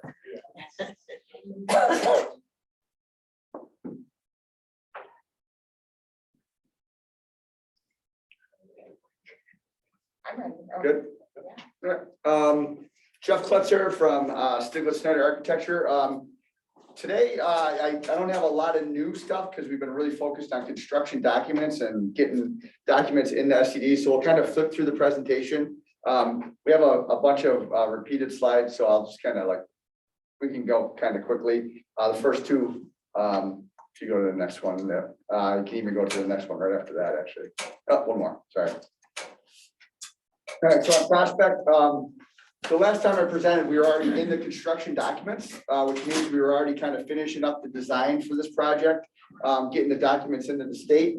That has happened. The district, along with our office, submitted all the SED paperwork and uploaded this project for review. So right now, that project is uploaded in the SED portal and they're reviewing the construction documents. As they're doing that, we're doing an internal quality review of the set to help avoid change orders and issues in the field. Turner is doing the same thing, and so is Labella. So all of our team is really looking at the set as it gets ready to go out to construction. Last Friday, we had basically a page turn of the documents with the district and Turner. Basically, literally went drawing by drawing, just to make sure everybody understood the scope. So like I said, not a lot new to present for Prospect today. Matt's gonna talk about the schedule in a little more depth, but we can just kind of scroll through the next, several slides. You can keep going. These are all stuff I've presented already, and we can go all the way to the admin building. That's the addition. This is the addition exterior. And then now we'll go through a bunch of interior images. Again, these were presented in the previous board meeting, but I just thought I'd bring everything just to kind of, for a reminder. And then when we get on to the high school, I got a couple of new things.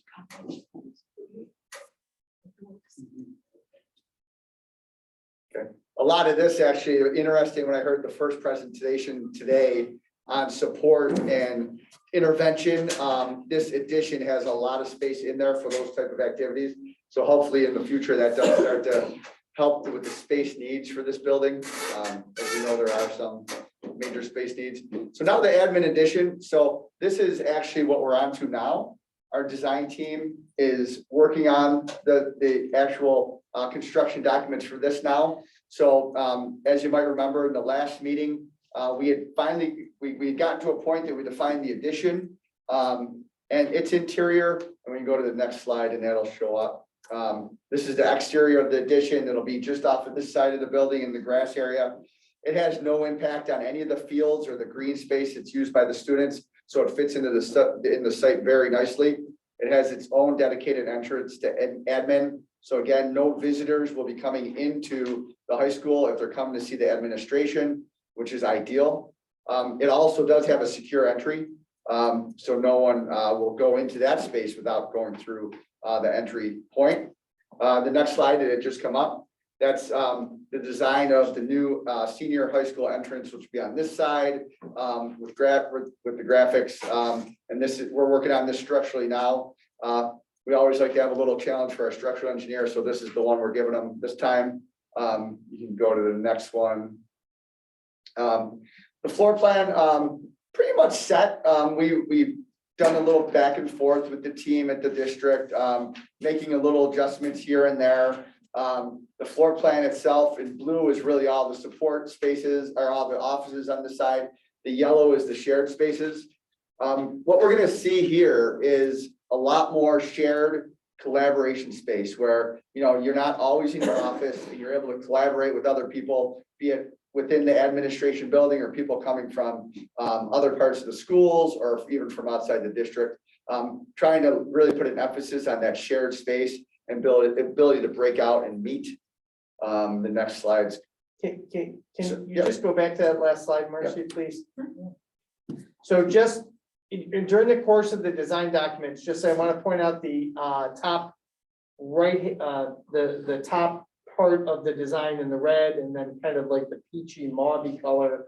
The NAS is Native American Suite that actually extends one classroom over to the right. So we had this conversation, then in the course of our discussions, we expanded that area. That area that isn't red immediately next to that with the dotted line is actually my office space. So that will be coming part of the Indigenous Suite. Yep, and actually in a couple slides, we're going to see a way updated image of that. So actually, if we go to the next one, we have a couple of interior images. This is the lobby area. Again, like we said before, we're trying to, again, bring this to life with colors and imagery, graphics. One of the things I like on the left side wall there is a graphic of the strategic plan that you have put together with those images. I think it's cool to have that inside the space and, really, bring it to life. I mean, it gives some imagery in the space that looks interesting. Next one is really that center collaboration space. There's a skylight right in that center space, and you can see we're trying to make a really comfortable collaboration space right in that middle. And then recognizing that everybody needs their private time in their offices, which are both to the left and the right here, where it's more private. Again, a much more modern experience than what we're in now with a couple of classrooms. The next slide is the, another one more image of that, and some of the conference areas. So I'll stop here. So what this now shows that additional room to the right. So the Native American Services Suite, last time I presented this, we were just in the first phase of kind of looking at the design. Since then, we've had a chance to meet with staff and talk about it some more, talk about some of the things that they wanted to see. The major change, and it made sense when we heard it, because again, the first time was really just us kind of coming up with ideas, was, where did they want to face? Okay, so the first time it was facing, the entrance was facing more towards the admin. And what we heard, pretty loud and clear was the lobby and the entrance and the face this needs to be towards the high school. So we actually shifted on the left. I really want to go up here and just show it real quick. Gotta do it. At first we had it really here, kind of really connecting into the admin, and then we changed it to be in this direction towards the lobby. And I'll just point out a couple more things on this one really quick. Because when we met with them, they liked some of these ideas in a big way, so we made minor adjustments. We have a small conference room, again, just for some private activity. Then we talked about a meeting and kind of like a hangout space for the students. Like, don't just make it, hey, I'm coming here for tutoring, or I'm coming here for help. Make it exciting, so hey, we can hang out as a group as well, and make it a space where they want to be and not where they just think they have to go to. All the tutoring stations are flexible and can be moved around with flexible partitions, so that really worked out well. And then a collaborative office for all the staff where they can kind of interact with each other, but again, be away from the students as they're kind of doing what they need to do. And then at the end, we have the family services coordinator. So this thing all came to life in a big way, I think. And then we're retaining kind of this concept where we talked about current influential Native American leaders display. And that's something we want to work on with the district, of course. That's not something we would do on our own. We want to hear from the district on how to do that. But that's something in kind of a main focus of the entry. The next slide, we have some early conceptual renderings. All right, so this is that entry in the back. You kind of see that boomerang kind of shaped hangout space with the stools and the big screen behind it. Again, it could be literally for a teaching activity where we have 8 people kind of hanging out and we have the screen there, or it could be just something where the students do something in there, while they're in that space and interacting. And again, we're trying to make it this really have its own identity. So we walk in and to the left, we can see some seating and some comfortable area. And then there's one more rendering after this, which gives us kind of a longer view. So then looking back at all the tutoring spaces and some of the ceiling finishes, again, really trying to make this a very inviting space that's appropriately designed and not just a classroom, really kind of bringing it to life for the students and the staff. So this is kind of where we leave off today. This is where we've been focused. Like I said, the prospect submission was the #1 thing for us to get in and get in line for the state. And then now we're 100% focused on the admin, the high school exterior improvements, and the Native American Services Suite. This is our focus, and we're going to continue to meet with the district to keep presenting this until we have it 100% ready to go into the state as well. This point, that kind of finishes up what I had for today. I'm going to turn it over to Matt. Questions for Jim? Oh, questions for me, or we can wait till after Matt, whatever you like. Good. Did anybody have any questions? Carrie? Okay. So as Marcy gets that up, ours is more schedule driven. Just update on timelines and where some things sit and what calendar we're trying to meet from a bidding, market, and climate. So Jeff did a better job at showing the pictures than we did. This is the prospect front, you can go right to the third slide.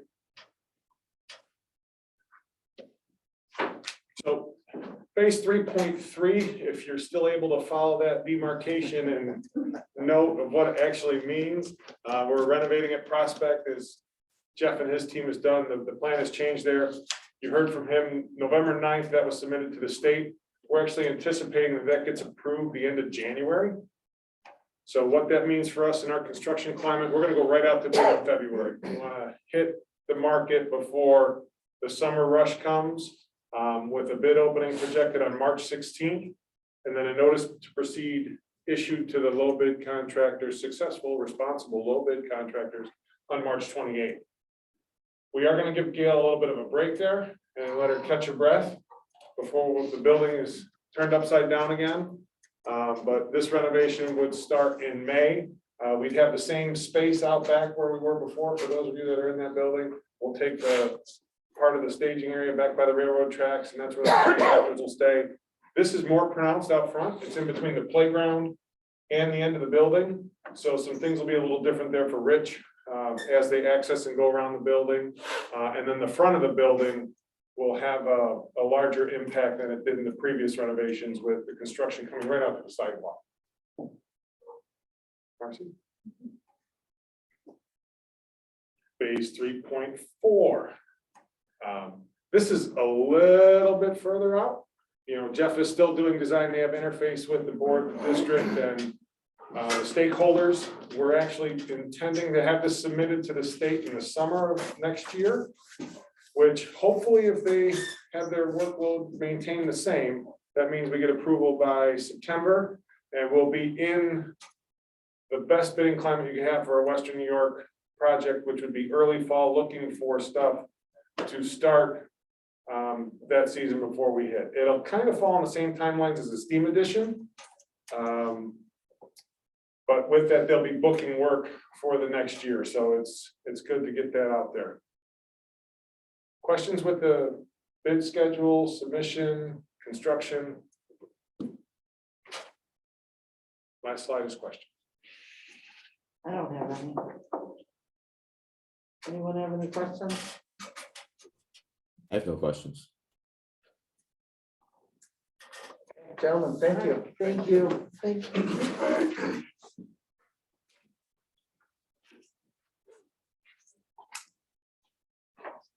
Okay. Do we have any communication here?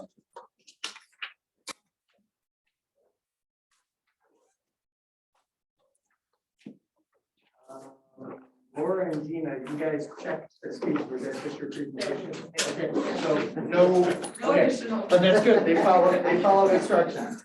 No comments. Okay. Do we have anyone here for Title VI?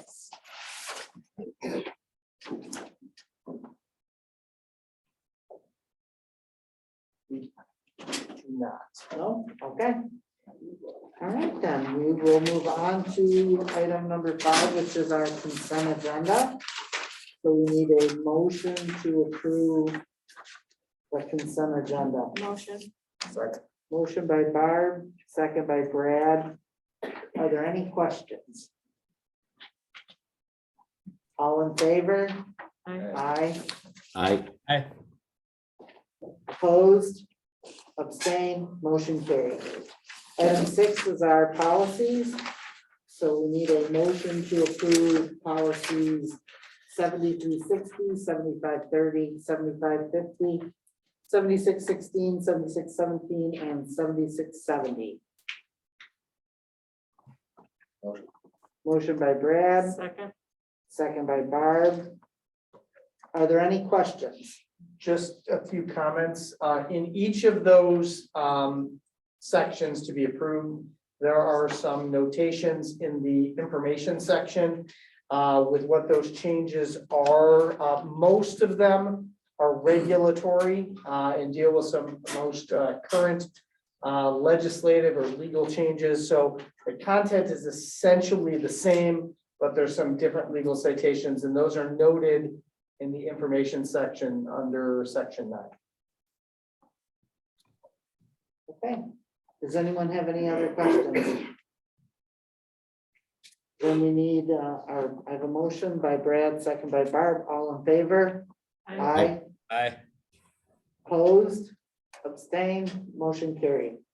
And then item B is a donation to Prospect School. So we have 444 books that were donated by Ohana 100, the Daniel K. Akaka Family Foundation. So we need a motion to approve this donation. Motion. Motion by Dale, second by Brad. Are there any questions? All in favor? Aye. Aye. Opposed, abstained, motion carried. 7A is our reserve fund policy, so we need a motion to approve the reserve plan. Motion. Motion by Barb. Second by Brad. Are there any questions? All in favor? Aye. Aye. Opposed, abstained, motion carried. Item B is our new commitment funds. So we need a motion to approve the transfer of unassigned fund balance for $628,467.47 and to approve the retirement award commitment fund by a transfer of unassigned fund balance in the amount of $628,467.47.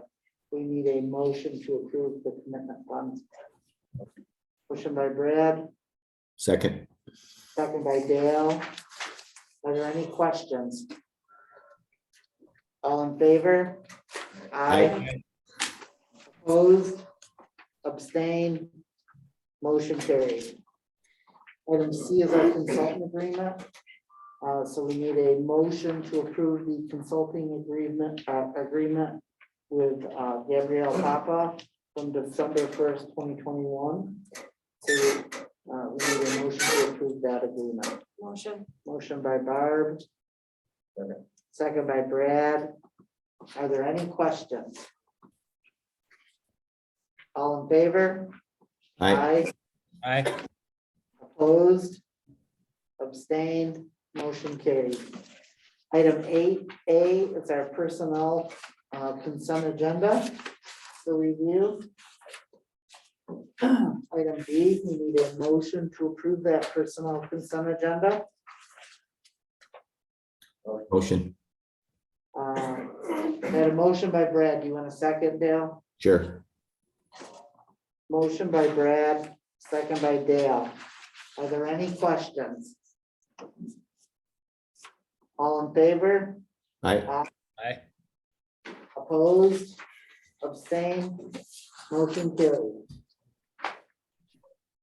Personnel consent action number 2 for review. Item D, we need a motion to approve the personnel consent agenda number 2. Motion. Motion by Barb. Second by Brad. Are there any questions? All in favor? Aye. So there's 4 aye opposed. I will abstain. Motion carried. And we have an introduction of newly appointed staff. We do have 2 introductions, and then for the first one, I'll turn it over to Mrs. Lynn Magera, high school assistant principal, for a 10-year introduction. Thank you very much for giving me this opportunity. I know Mr. Siebert had a little talk earlier, so he wanted to share this spotlight with me. So it gives both Mr. Siebert and myself pleasure to recommend Ashley Bovee for tenure. Mrs. Bovee has played a significant role in our high school guidance department and the student support center. Mrs. Bovee has a very calm, patient demeanor and has the ability to connect with students and families on a personal level. She has built and earned the trust of the students, staff, families, and our community. Her understanding of our students and our community enables her to provide valuable insight and support to her students and our district. Mrs. Bovee is very dependable and a true team player for the district. She is one of the first people to step up to help out when there is a need. She has worked on several different positions in the district, and that allows for a wide perspective when troubleshooting when troubleshooting issues, excuse me. The Salamanca High School and the Salamanca District are fortunate to have Mrs. Bouvet on our team. So again, it gives Mr. Seaver and myself great pleasure when recommending Mrs. Ashley Bouvet for tenure. Congratulations. Okay, and we have one other recognition. Mr. Haley, our school safety and security officer, you'll notice that his status has changed. We cleaned up his former civil service position. And Ray is now ready, willing, and able to start his next adventure as a probationary security officer for the district. And I think it goes without saying that our survivability with managing all of the COVID contact tracing has been made immeasurably easier because of Ray. So Ray, I see that you're on the call. Congratulations and thank you for all of you do and all of the hours that you put in on behalf of our kids and staff to keep us safe. Thank you, Bob. Okay, and that is it on the call. Okay. Then we'll move to item F, which is unpaid admin leave of absence. So we need a motion to approve the admin leave of absence. Motion by Brad, Second. second by Dale. Are there any questions? Just to comment, these are two separate individuals and two separate associations. And it was a 1 day unpaid due to not getting tested. Okay. So we have a motion by Brad, second by Dale. All in favor? Aye. Aye. Opposed? So we have 4 in favor, 1 opposed, motion carried. Item 9 is just our board information and reports. I saw any thinkies or anything. There was one thank you, Teresa, from Cat County Community Action. Oh, yes. Dear ladies and gentlemen, Cat Community Action would like to take this opportunity to thank you for your kind and generous donation made to us recently. Your donation will be utilized throughout through our emergency food pantry and the Lighthouse Community Kitchen, which serves hot meals to the needy 5 evenings per week. Cat Community Action is an anti-poverty organization dedicated to helping people and changing lives. As you may or may not know, all of the donations that we receive are used to ease the conditions of poverty and violence and give new opportunities to low-income people in Cattaraugus County. Thank you for your kind consideration. Very truly yours, Deborah Lasky. Thanks, Bob. Our upcoming events, December 8th is our Indigenous Education Committee meeting, 4 p.m. Right here in this room. December 14th, we do have our vote. Whether you're for or against it, please come out and vote. January 4th will be our next Board of Education meeting. I will be on vacation, so I'm hoping, Carrie, you will run the meeting for me, please, and thank you. Yep, no problem. Next, we have an executive session, which we'll need to go into, but before we do, I just want to again say thank you to everybody for coming and presenting tonight. It's great to hear from you, and it's great to hear what you need and what you're doing. Again, we're not trying to attack, we're trying to say, what can we do to help? Because we all have to work together to get our kids to where they need to be. And they say it takes a community to raise a kid, and even more so in this pandemic. One other thing I do want to remind people that if you haven't been vaccinated and you do want to get vaccinated, there is a vaccination clinic, or if you're looking to get a booster at the casino. So there are spots available. So please go to Cattaraugus County and log on and to be able to get a vaccine. And with that, I would need a motion to go into executive session. Motion. Motion by Barb. You should really read why we're going in. Oh, I'm sorry. We need a motion to go into executive session for the purpose of matters leading to the appointment of a particular person in a particular superintendent search. So, motion by Barb, second by Brad. All in favor? Aye. Opposed, abstained, motion carried. Again, thank you, everybody, for coming. Would you please tell me who voted? Brad, Barb and Brad. Thank you. So you guys will stay in here so you can Zoom with Carrie and Dale, and then Marcy, you'll kick everybody else off. And then the speaker will go. Do we need the speaker on? That's a Marcy question. Yeah, you can just leave it all set up, just shut the computer down and just log me off, I'm the one logged in. It won't time out or anything, Marcy? Okay. Marcy, could you please stop the recording though? I'm going to, right, thank you. Thank you.